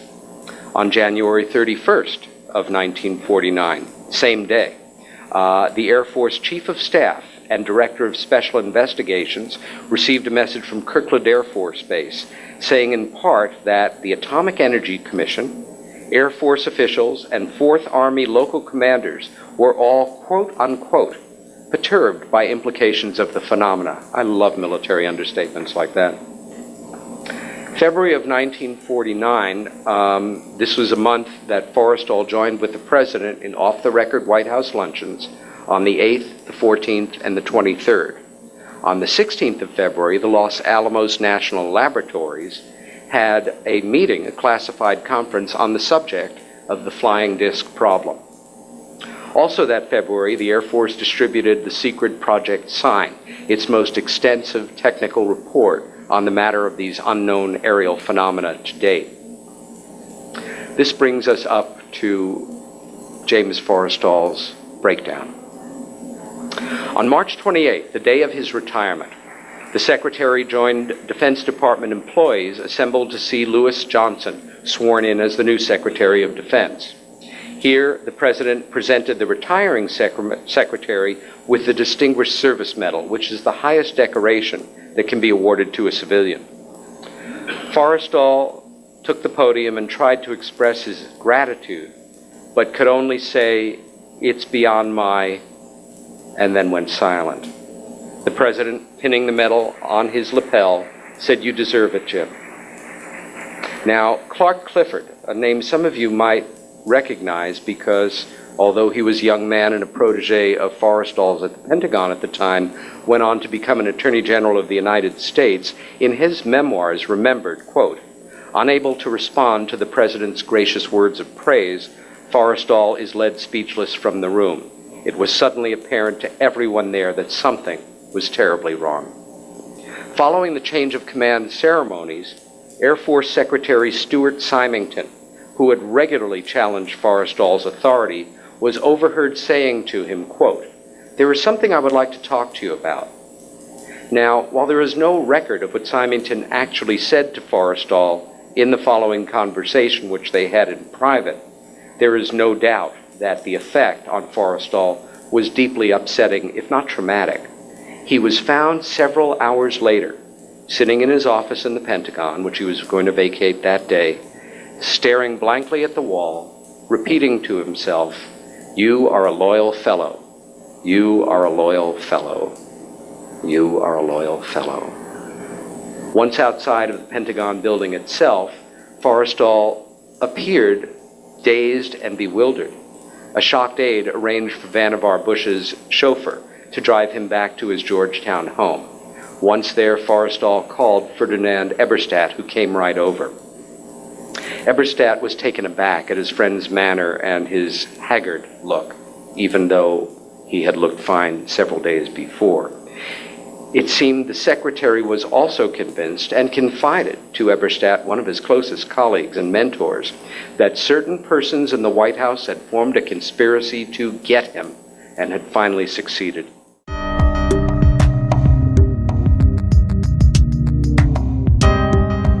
Updates were coming around the clock every 15 minutes.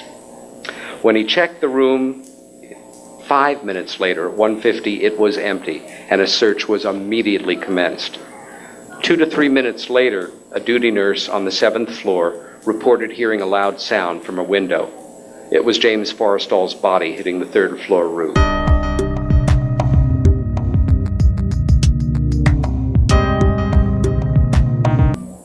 Hospital authorities surmised that the patient, finding his door unlocked, simply stopped writing, stood up, walked across the hall to the efficiency kitchen, pushed open the unsecured screen window, took off his bathrobe sash, double knotted it around his neck, then tied the other end to the radiator below the window, then lowered himself out the window, and was killed when the sash slipped from its mooring. May 22nd, there was a brief article in the New York Times, in the late edition, that the secretary had killed himself. But on May 23rd, his death was front page news in every newspaper in the United States and in England and in many other parts of the world. The lead article in the Times on the 23rd was entitled Forrestal, a Suicide at Naval Hospital, and a follow-up article was Forrestal's Leap Laid to Depression. In this article, Captain Rains, who was again head of neuropsychiatry at Bethesda and his acting psychiatrist, because the real one never came back, was quoted as saying that the former secretary took his life in a sudden fit of despondency, extremely common to the severe type of mental depression he suffered. The next day, with over 6,000 people in attendance, James Forrestal was laid to rest at Bethesda National Cemetery. He had a 19-howitzer salute. The president read the eulogy. He was 57 years old. The Naval Medical Board finished its hearings on May 30th, having seen fit to conclude its investigation after only 7 days. It was on this day that the public first learned of Forrestal's diary and that it was being held still at the White House. It was described at the time as filling an entire filing cabinet and accompanied by numerous secret and top-secret classified documents. The sea change in Forrestal's behavior can in fact be traced directly to the autumn or winter of 1947. In late 1949, columnist Drew Pearson, again an avowed enemy of Forrestal's, wrote, "The Defense Secretary's nervous deterioration dated back over 2 years. Both observations, one from a good friend, the other from an outspoken enemy, suggest Forrestal's mental problems began on or about the time he was sworn in as Secretary of Defense in September of 1947. But the Times characterized the book as a wealth of observations made just prior to and just after World War II by a man who, aside from standing at the center of great events, was acknowledged to be an accurate observer of the history of his time. Concerning MJ-12, I should go on record here as saying I do feel that MJ-12 genuinely was a real organization and may well be in effect under a same or very possibly a different acronym. But it has not in any way been my intention here to prove or disprove the veracity of MJ-12 related documents. But the few I have referenced do dovetail with the known time frame and the known whereabouts of the individuals named. By example, the September 24th, 1947 memorandum from Truman to Forrestal, that was the 9th page that was attached to the 8-page Eisenhower briefing document,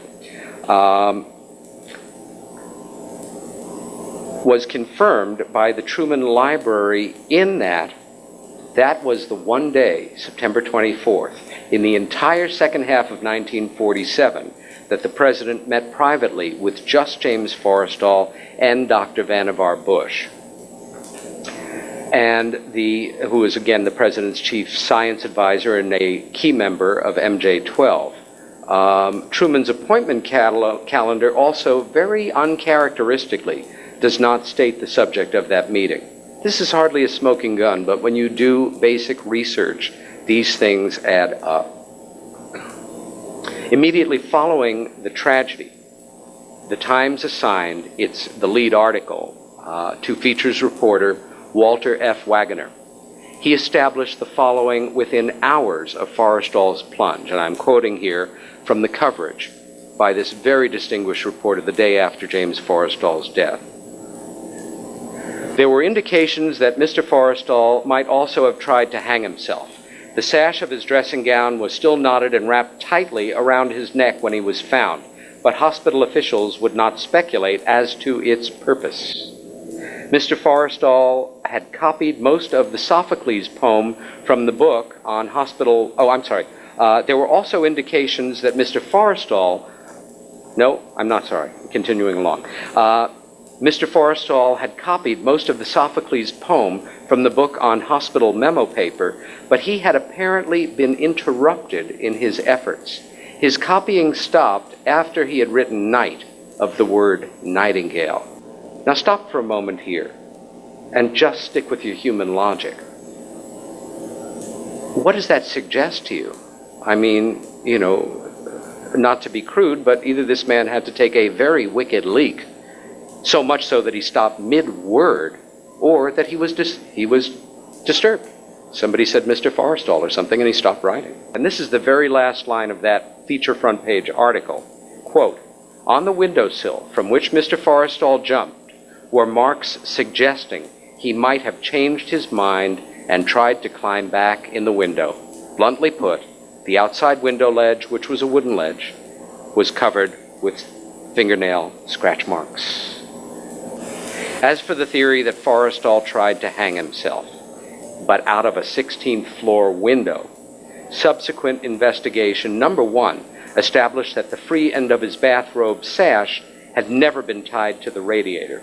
This meant that he would have had to have knotted the sash around his own neck and tightly, then thrown himself from the window, but of course he changed his mind, tried to get back in, or that one or more individuals tied the sash around his neck for him and then assisted him out of the window.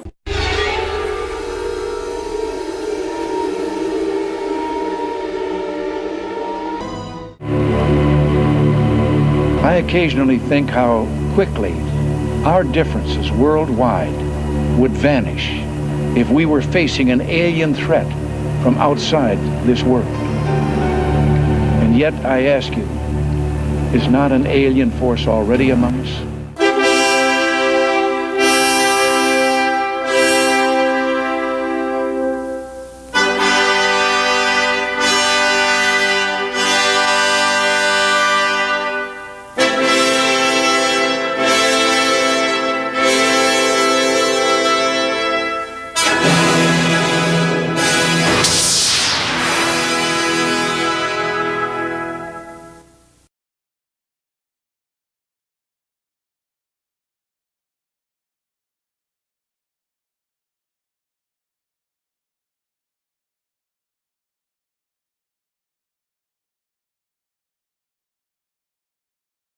Story of a CIA whistleblower regarding the UFO ET question. Stargate Productions became aware of this whistleblower in 1997. During the intervening years, Stargate Productions has vetted the Principal Stein and his family and found his story to be absolutely true. Agent Stein entered the U.S. Army from a farm community in 1956. His intelligence brought him a plum job with the Army Signal Corps as a cryptographer. In fact, he was so accomplished at his work, the Army made him an instructor for the entire course. He was assigned to a base in the eastern part of the United States. While teaching, he became friends with the Army base commander. After observing Stein for a year, the commander asked Stein if he would like to make some extra money doing an additional type of work. As it turns out, the commander was also the station chief for the CIA located at the same base. As is often the case in the CIA, the case officers wear multiple hats to the general public. Stein agreed to be recruited into the CIA while still drawing an additional paycheck from the U.S. Army. The commander, Stein calls him his boss, explained they would be investigating the United States Air Force's Project Blue Book. It was a public relations disinformation campaign from the very beginning. Stein, in his new position, was tasked with examining the Air Force's secret real UFO files that were channeled through Fort Belvoir, Maryland. They found many of the secret documented reports of UFOs and aliens from first-hand witnesses to be true. One day in 1958, his boss, CIA station chief, came to him and said they were going to upgrade his security clearances to prepare Stein for a duty in the intelligence network of the White House. Stein and his boss were to brief both President Eisenhower and Vice President Nixon on what they had uncovered dealing with the UFO situation. President Eisenhower tasked the two of them to be his envoy to Area 51S4.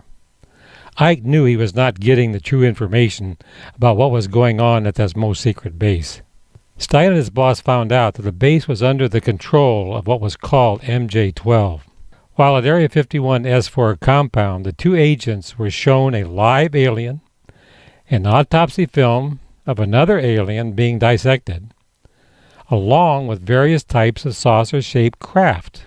Some of them, they were told, were of German origin. After reporting back to the president, they were charged with going back to Area 51 and demanding the personnel in control must come to Washington immediately or face the wrath of the president, who threatened to send in the First Army from Colorado to take control of the base no matter what classified information was stored there. Stein faced serious health concerns. Therefore, it was determined to conduct this most remarkable videotaped interview on March 5, 2013, with longtime UFO researcher and author Mr. Richard Dolan. Due to death threats, Stargate Productions gave Stein and his family assurances his real name would never be divulged until after his death. Implications. The testimony you're about to watch has such broad and earth-shattering implications, it was decided to make available to the public a companion video which expands the various statements by CIA agent Stein in depth. In this interview, Stein's health was obviously failing. We were not able to explore the previous testimony he had given Stargate Productions that are outlined in the book Area 51 Whistleblowers. The companion video entitled Corroborations of CIA Agent Stein's Testimony will be led by longtime scientific consultant to Stargate Productions, author, historian, Dr. J.J. Hurtak, founder of the Future Science Foundation. As we get older and older, I'm 77 right now, you can't live forever, you know. So if this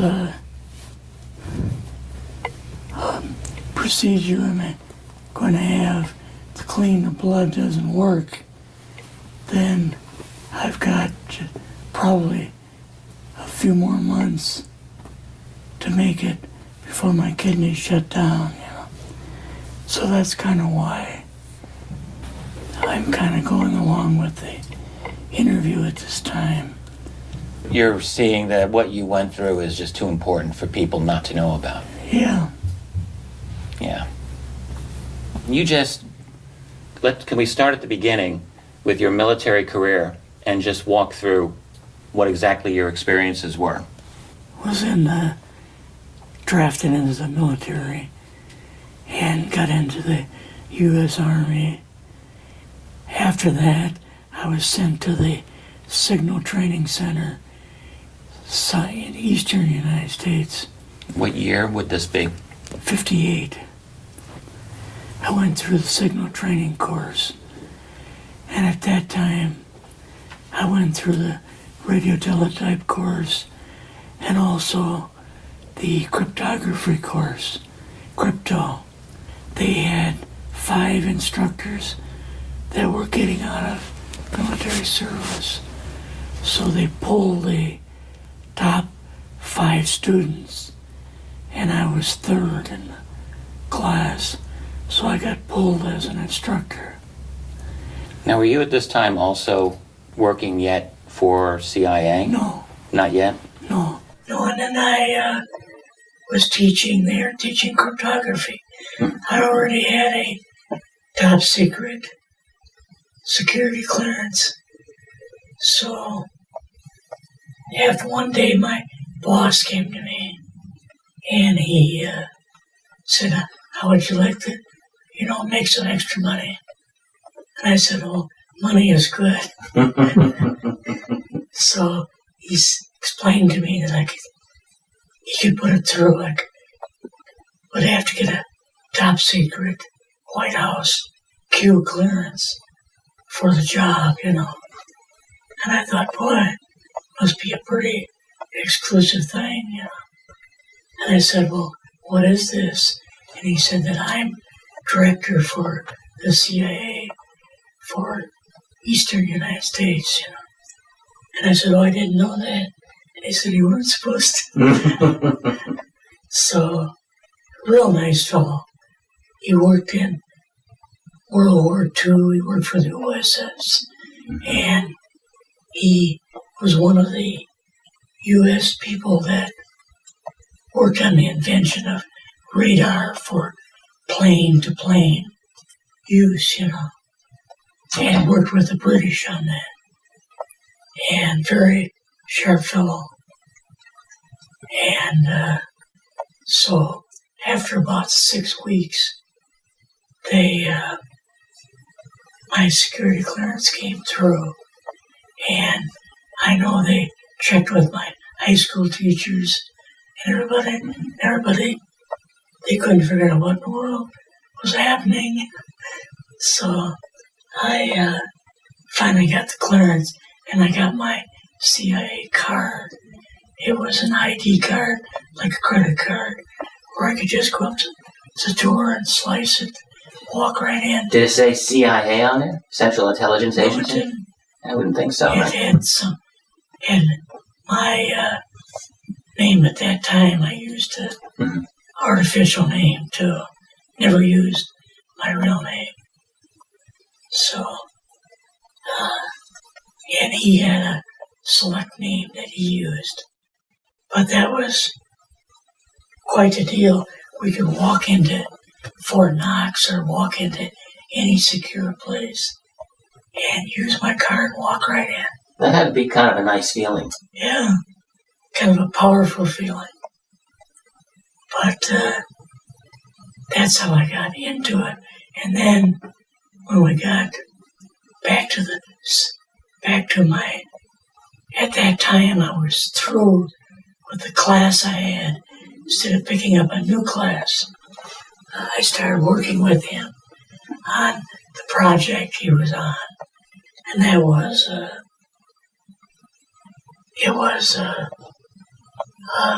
Project Blue Book was going, which was kind of partially a fraud. But some of the cases that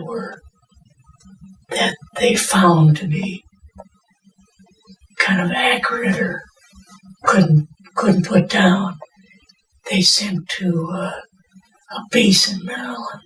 Well, now when, Blue Book, of course, was the Air Force's official UFO investigation, but you're saying it's a fraud. It was kind of a fraud. Some of it was kind of a fraud, yeah. Why do you say that? It was because some of the people some of the cases they had, somebody just made up. They weren't even real people.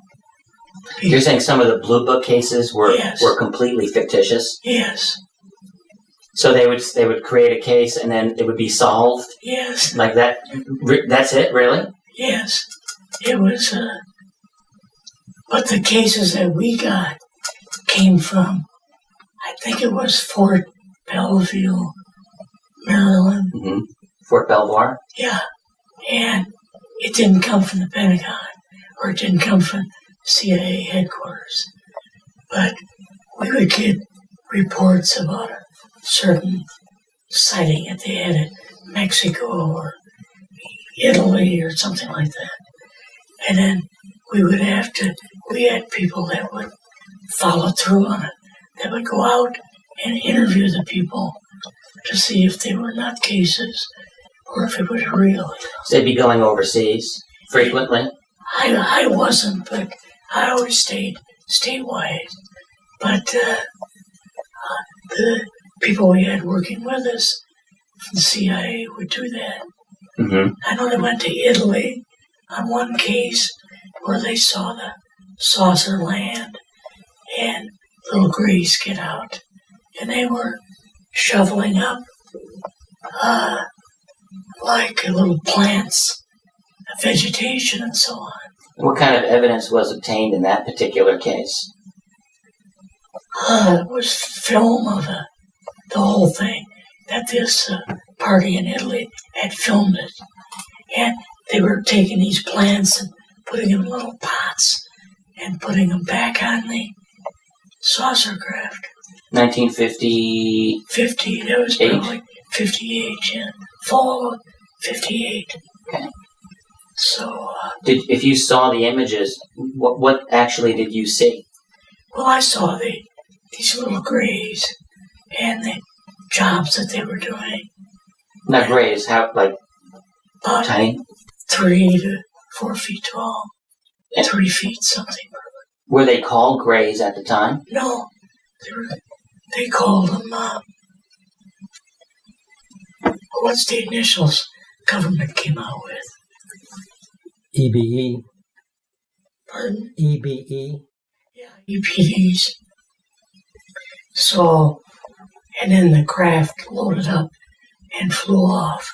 Did you notice like the eyes? You know, when we think of the grays, we've got the big black wraparound eyes. Did they have eyes like that, or did they look differently?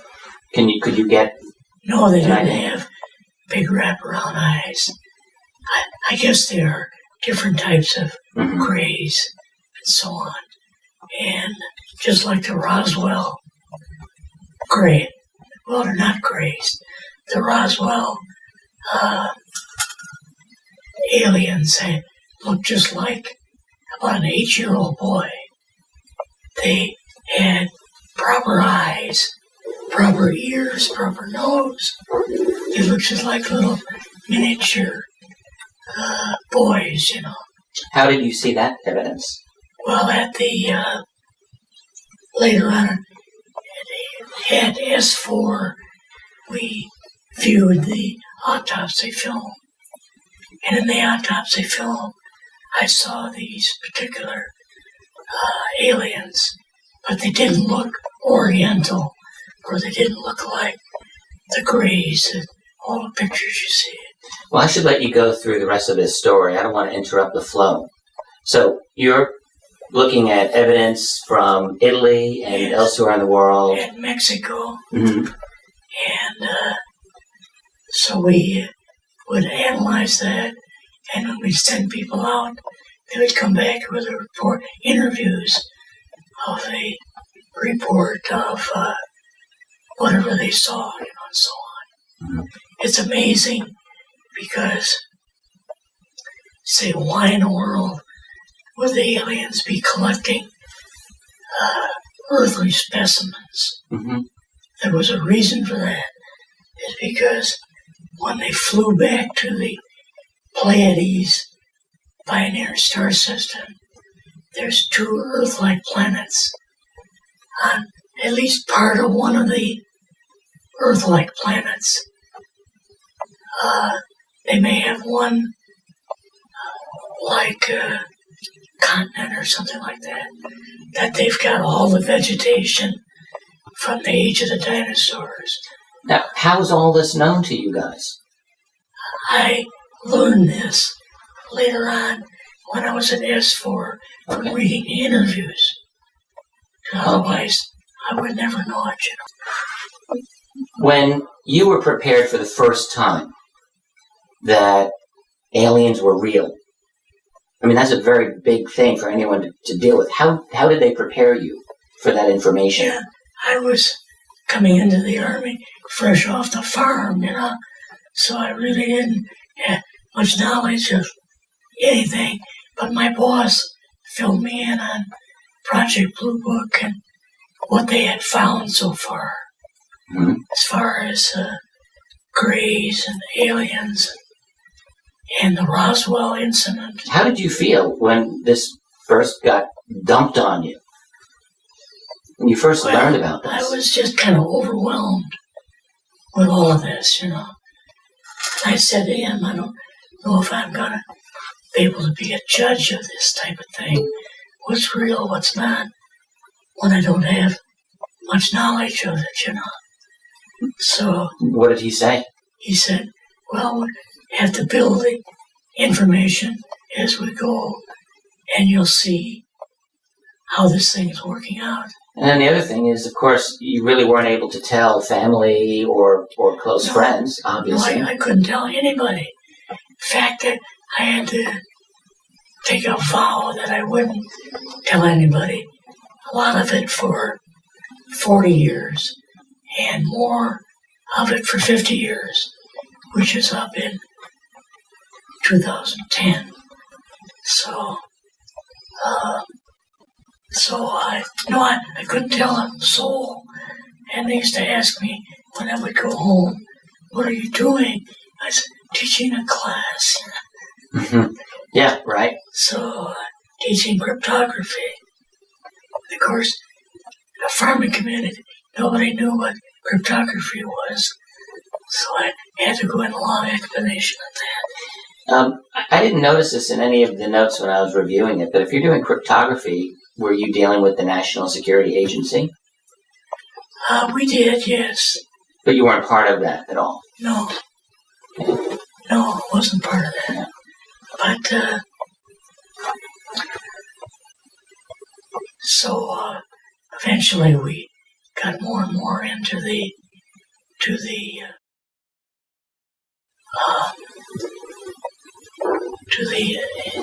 aspect of trying to trace down some of these reports that we got. We would get like a new report probably a couple times a week. Reports would be like sightings of a UFO? Yeah. Military type reports? What the military thought was actual, as far as they interviewed people too, and they thought some were just wackos, Mm-hmm. But some of the ones that they, like the police chief in town or something like that, they knew was authentic. So was this a real issue for CIA or any of the analysts to separate out hoaxes, which there were, from the genuine sightings? I would think. Yeah. Oh yeah. We had photography specialists that worked and ended up with flying saucers that were garbage can covers, stuff like that. Mm-hmm. But then others that were not. Yeah. Now, when is it true that when jets would be intercepted to investigate, be scrambled, investigate or intercept, were there many of these types of cases? Yes, a lot of them. What would typically happen? They would get fairly close to the saucer craft, and all of a sudden they would just speed away, or it would do a loop around and end up behind them instead of them being in front. So, the maneuvering ability was unbelievable in the craft. Of course, later on we know that they used halo technology for guidance system. And the halo guidance system was a band that would go over the alien's head, and they could, by thought waves, they could fly the vehicle. They didn't have to use a rudder or steering wheel or anything. Fly it by thought. Yeah, extraordinary. So all the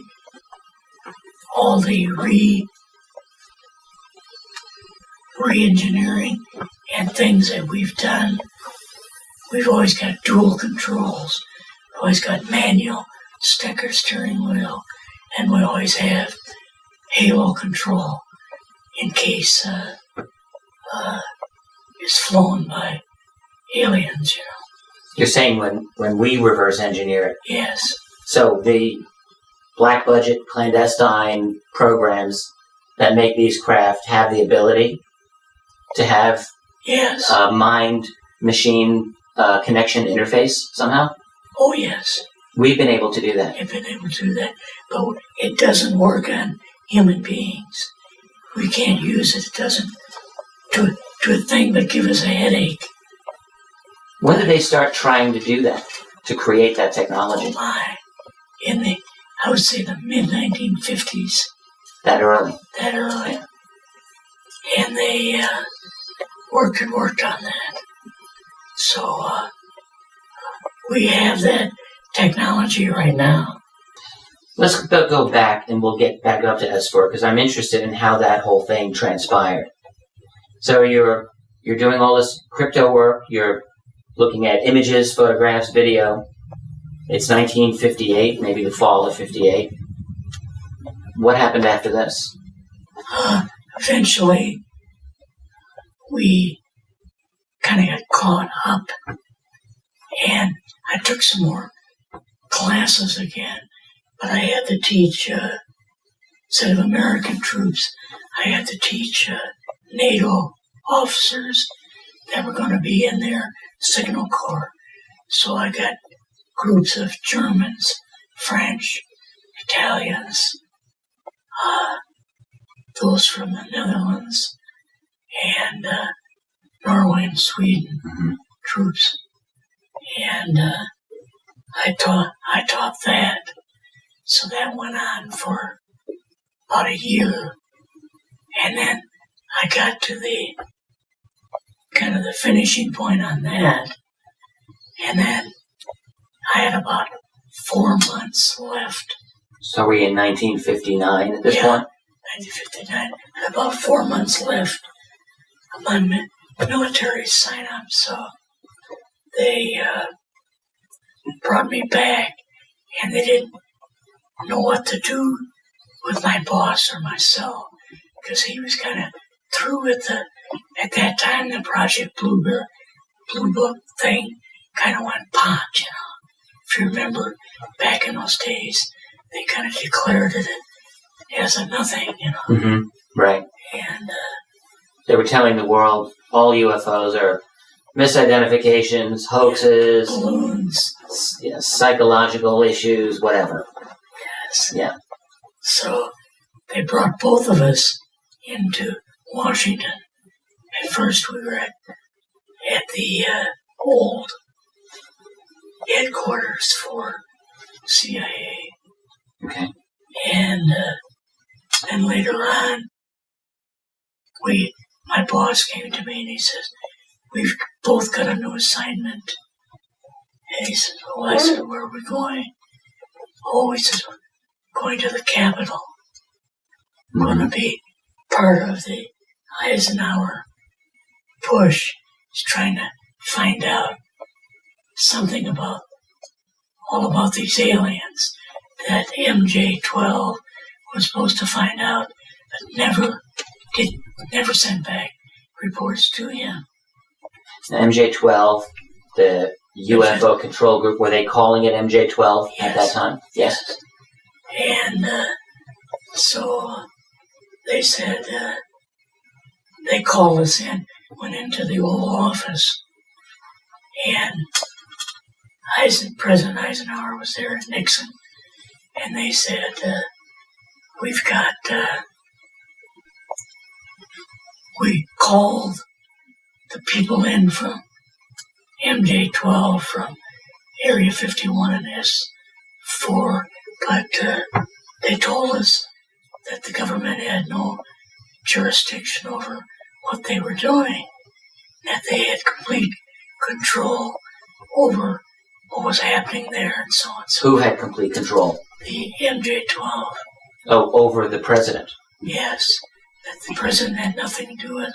So Eisenhower was out of the loop So on that whole matter? Yeah, so being a past general, you didn't tell him to go to hell without any real good reason, Mm-hmm. So he said, "I want you and your boss to fly out there. I want you to give them a personal message." He says, "I want you to tell them, whoever is in charge, tell them that to get in, they have this coming week, to get into Washington and to report to me. And if they don't, I'm going to get the 1st Army from Colorado, and we're going to go over, we're going to take the base over. I don't care what kind of classified material you got. We're going to rip this thing apart. Eisenhower was going to invade Yes. Area 51. Yeah, with the First Army. So. Unless what? Unless he got information about what was going on? Unless they came in to talk to him. But the information they gave him was all bogus, But that's how we got out there the first time we went out.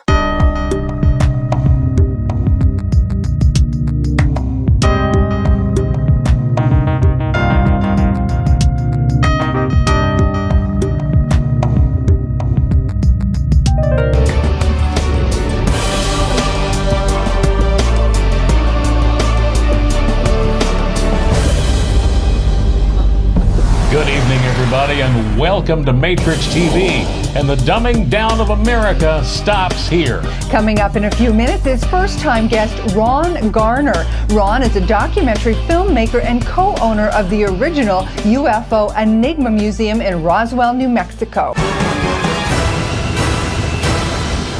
If everybody here has seen Bob Lazar's poster, that's the closest thing you'll see until you see the real one of a flying disc.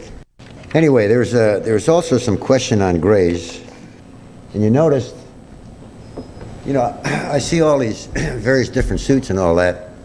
They wore a shirt and a pair of pants. Their shoes were a little different, but then I just did this about 3 weeks ago. This guy's name is J. Rod. Imagine that, J-A-R-O-D. That's a translation for whatever, they had given the translators at the facility that I worked at. There's a lot of linguists. There's so many people involved in this whole particular project. It's just insurmountable.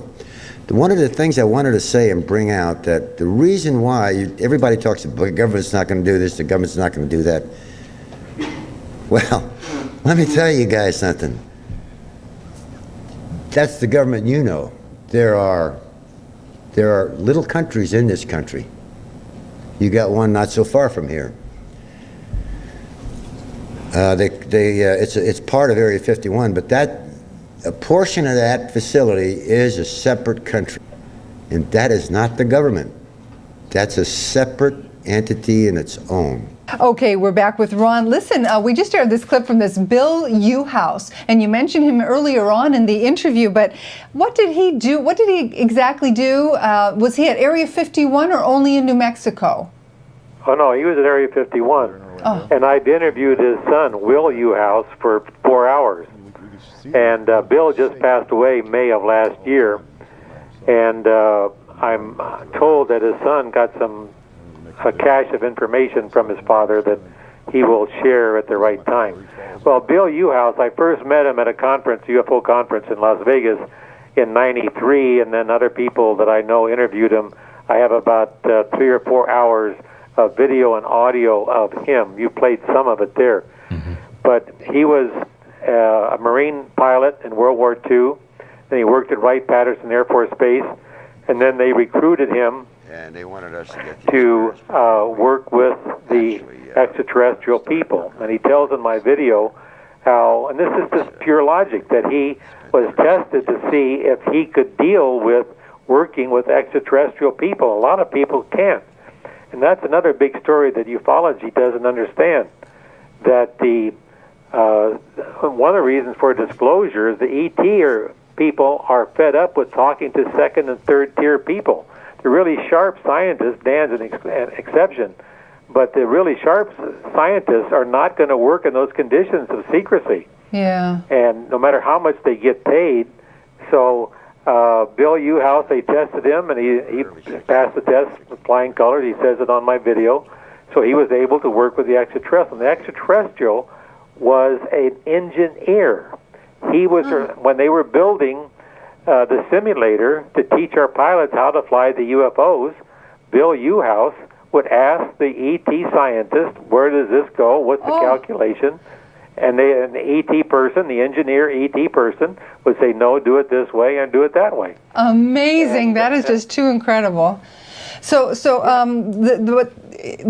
what really got me about Bill's clip was that he says there are separate countries. Yeah, this is fascinating. Within the country. What does that mean? You mean within our country? in our country, at Area 51, it's a separate country. It's just like an Indian reservation. Oh, okay. They don't go by our laws. That's why the president can't go there. That's why in the movie Independence Day, Yes. I don't know if you knew the backstory on Independence Day, when they first talked to the military and Air Force about doing, oh yeah, we'll help you. But when they said they were going to have Area 51, the Army cut everything, so the people that made Independence Day had to use National Guard troops instead of the Army. They wouldn't cooperate because that's super secret, Area 51. That's why my site, Area 51 disclosure, is so important, because I'm going to explore all these things that nobody knows about. So you're saying that Area I'm 51... still here and still standing, and you guys will know a lot more than anybody else. Ron, so you're saying that Area 51 is a separate country within the United States? Part of it is, and that's why they can get away with. That's why they can get away with burning waste and doing testing. That's probably why.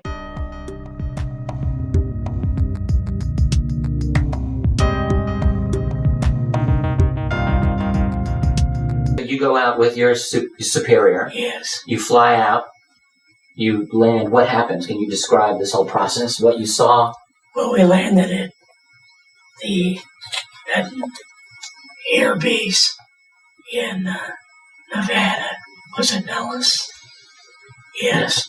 And then we went by a small computer plane, like up to Area 51, and we landed there. And then, instead of taking... Did you see anything in Area 51 while you were there? Just a runway. That's it? Okay. Yeah. But then it took us by a van, like a small school bus. Mm-hmm. They held about 18 passengers.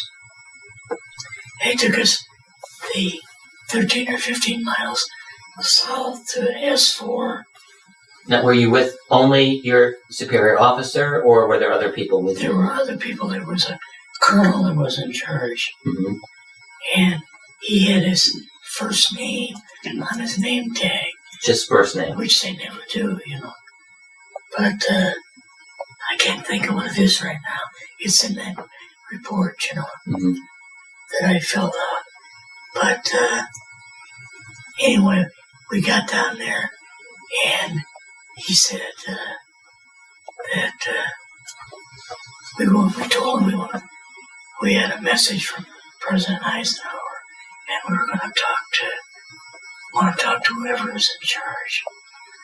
And well, he said that right now that would be me, because the other two guys are at a meeting at the Bohemian, whatever it is. Bohemian Grove? Grove in California. They had some kind of an annual meeting there. Yes. So that's a notorious kind of masters of the universe get together at Bohemian Grove, and it's like almost like a Bilderberg type of a thing. Yeah. And they were doing that in 59. They're telling Yes. you this. But so we talked to him. We told him that President Eisenhower told us that they had better come in next week to Washington. So he had to call him at Bohemian Grove and tell him to get to Washington, where Eisenhower was coming with troops. So he asked me, do you think Eisenhower will really do this? And I said, you can bet on it. I said, he's going to be standing right in your doorstep. I said, he will be here. I said, nobody tells a former general to go to pot, without the guy coming and getting revenge. This is an incredible level of disrespect. Yes. Showing the President of the United States, the Commander-in-Chief of the Armed Forces, right, a 5-star general, right, hero of World War II, and they're just ignoring him as if he doesn't matter. So they went to Washington, but gave him the usual spiel on what they were doing as far as the black program. And that they... What was the usual spiel? At that time, they, of course, invented the U-2. Mm-hmm. And at that time, they had the Blackbird on the drawing boards. And they had models of it. And the Blackbird they had was a Series 1, a model, because it had regular round fuselage, didn't have the flat bottom to ride on its own sound waves. So I know it wasn't a hypersonic job. Okay. So later on, a couple of years later, they come out with the real SR-71. Yeah.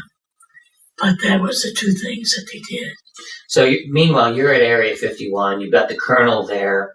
You told him all of this about Eisenhower. What happened after this? Well, they did, of course. After this, they went and showed us the base. S4. Now, Area 51 has got like a large building where the whole floor goes down. But at that time, there was no basement. There was nothing. It had Area 51. But S4 had, like, right along the edge of the mountains, had, like, different garage door openings. Okay. And in these garage door openings, they had, like, different saucer crafts. The very first one had the Roswell craft. What did it look like? It looked real shiny. And did you get an idea about how large it was? Probably. It was not a saucer craft as far as being round. It was like a shape of a spade shovel with a pointed front, with two rears to it, with two vertical stabilizers on You ever see the image that Kenneth Arnold showed of the flying discs that he saw in 1947? There was sort of like a crescent. Was it like that? It was a little bit different than that. Okay. It was probably a Phase 2 saucer craft. But was it damaged at all, or was it intact as far as you could tell? Damaged on the starboard side. It was kind of crashed up. But apparently every alien that was in it died except for a couple. Okay. Except for two. One was scrambling up the little embankment out of the gorge that it was in, and some stupid soldier shot it. So one was dead, and of course the other ones were dead. And they were all, bodies were brought back to, put on a pallet and brought back to the air base at Roswell, and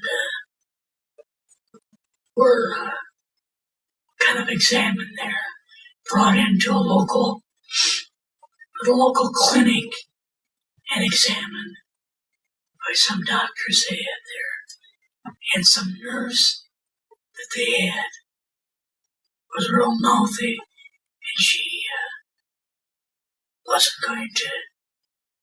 wouldn't keep it a secret, wasn't going to keep it a secret. Was this something you knew at the time? Yes. You were briefed on this in some way? Yeah, I was briefed on this by one alien they interviewed that survived. All right, well, we're going to come up to that, I think. Right, we're about there. So right now you're looking at the craft. Yes. As you're, I guess, really entering the facility, just about. Yeah. So you see the Roswell craft, and what are some of the others that you see? Well, the Roswell craft was really strange because it looked like real heavy aluminum foil. We could rock next to it, and you could rock it. The whole thing probably weighed 150, 300 pounds. Yeah, that's it? That's it. And they had tried to Colonel said they tried to reverse engineer the power on that one, and they couldn't do it because the entire craft was tied up in like a guidance system. And the uniforms that the little aliens had on were tied into the system. And without those aliens being active and so on, they couldn't manifest. They couldn't get this thing to operate. Could they tell what the source of power was of this craft? Yeah, it was like a reverse gravitational thing of some kind. Okay. But in fact, later on, I got the mathematical code for reversing gravity in a 3x5 card, and I used to carry it around in my pocket. How did you get that? I got it from S4. When I was going through the thing, they had some copies, so I just took one. Wow, that's taking a bit of a chance. Yeah, but at that time, they really didn't watch what we were doing real close. But I read, at that time, let's get back to the crafts. Yes. I saw, and on the second garage thing opening, I saw old German crafts, Rendezvous 1 and 2s. I knew from what my boss had told me about the Rendezvous 1 and 2, what they were. And of course, he was right there with me. You know. Now, what did your boss tell you, or what did you learn about the history of the Rendezvous craft? When were they made? How operational were they? The first one was made in 1927, I believe. 27. Yes. Mm-hmm. And the Germans developed a reverse gravitational power plant, and they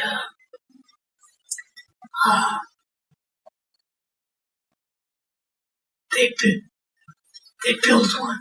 They were trying to design this. They couldn't.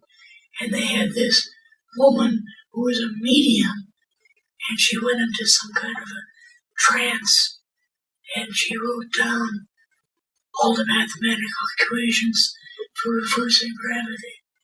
And that's how the Germans got it actually from an alien. So essentially they got it through a kind of clairvoyant connection to an alien intelligence. Yes, that's how they got it. Now, were these operational during World War II, as far as you learned? Yes. Where were they used? Unfortunately, Hitler didn't want to use them to a great deal. Shoot down our crafts and stuff.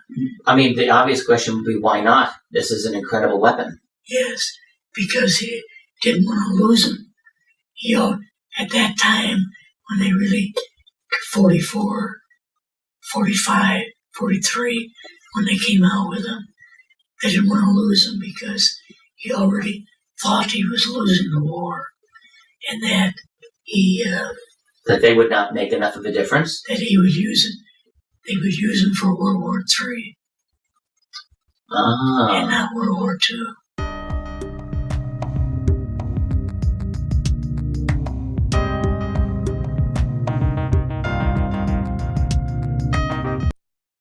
So that's, he spared, he had saucer crafts, he had all different types of, he had a craft that was, it was like a ball of light, and it would fly through the air and fly next to your aircraft, and all your instruments would go wild. Yeah, they were the Foo Fighters. Foo Fighters. Yeah. So those were German creation, as far as what you learned?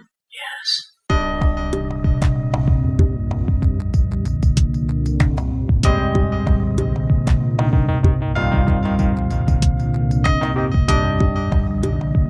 I was a fighter pilot in World War II. I served a career of 24 years as a fighter pilot in the United States Air Force. But I was a young fighter pilot in World War II, and I was a captain in the Air Force near the end of the war. And we began receiving reports sometime in 1943 of Foo Fighters, fireball fighters. They were balls of brilliant light, sometimes brilliant green and sometimes brilliant orange light, sometimes the size of a basketball and sometimes much bigger, that would get in formation with our bombers and stay there. Nothing You couldn't shoot them down. You couldn't, no matter what maneuver we went through, they stayed exactly in position. I had friends who reported these balls of fire appearing outside of the cockpit of a fighter aircraft, only 10 and 15 feet away, and they did every maneuver they could think of, dives and rolls and everything, trying to get rid of this ball of fire out there, and it remained in exactly the same position no matter what they did. This represented a technology far superior to anything that we had encountered anywhere on the planet before. We thought these objects were being manufactured by the German government because they were our opposition at the time, and we thought they had discovered some new technique because we had already experienced other instruments, other vehicles that passed through the bomber formations at very high speed that also had glowing tails. We had close approaches of disc-shaped craft, not as close as one would like, but following bomber formations. We knew that the rockets had been perfected, and we thought that most of these were simply a further extension of this rocket technology, and we believed that they were all being produced someplace by the Germans. I just have one question about the Haunebu craft. If it was the first, was it conceived in 1927 or built? I only ask because that's actually before Hitler even took power, many years before, when Germany was still under the Versailles peace treaty stipulations and all that. It was designed and they built one at that time in 27. In complete secrecy, I assume. Oh, yeah. And was all this information given to you verbally or in briefings or learned after your work there? Yeah. Basically, I learned most of it from reading the different interviews, things that they had with all the aliens that they had at that time. On base, you read these? Yes. Okay, so this is all during your time of work on base? Yes. Okay. Because they had these German crafts, and later on in here, they had a triangular craft. The Germans did? No, Oh. That was an American version. Americans created a triangle craft back in the 50s? Yes. It was a small thing. Can I ask you, I hate to interrupt you, when you're reviewing the various reports of flying saucers while doing your job, did you have a sense of, this one's German, this one's alien, and how much of one were you getting as opposed to the other, and where were the German ones, if you were tracking those, where were they coming from, and so on? Well, the Black Project had picked up, or the Men in Black had picked up these German rendezvous, and they got them from someplace in South America where they had crashed or wouldn't fly anymore or something. And they brought them back up by boat. And this Brill Corporation that you had mentioned was very active in Germany during the First World War. And in fact, my grandfather was a member of it. Of the Vril Society? Yes.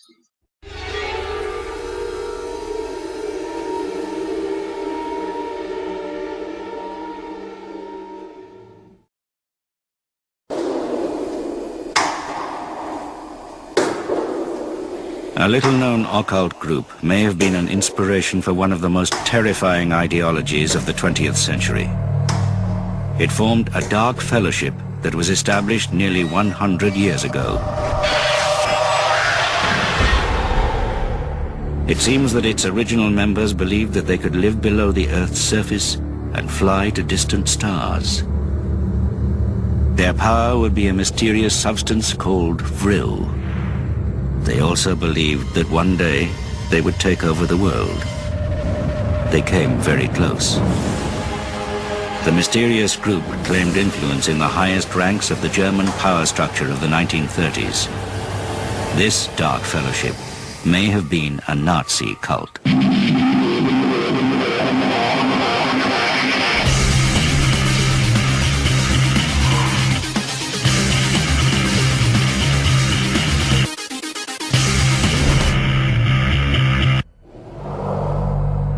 The stories of history's dark fellowships strike fear into many hearts. But what are the truths behind the stories?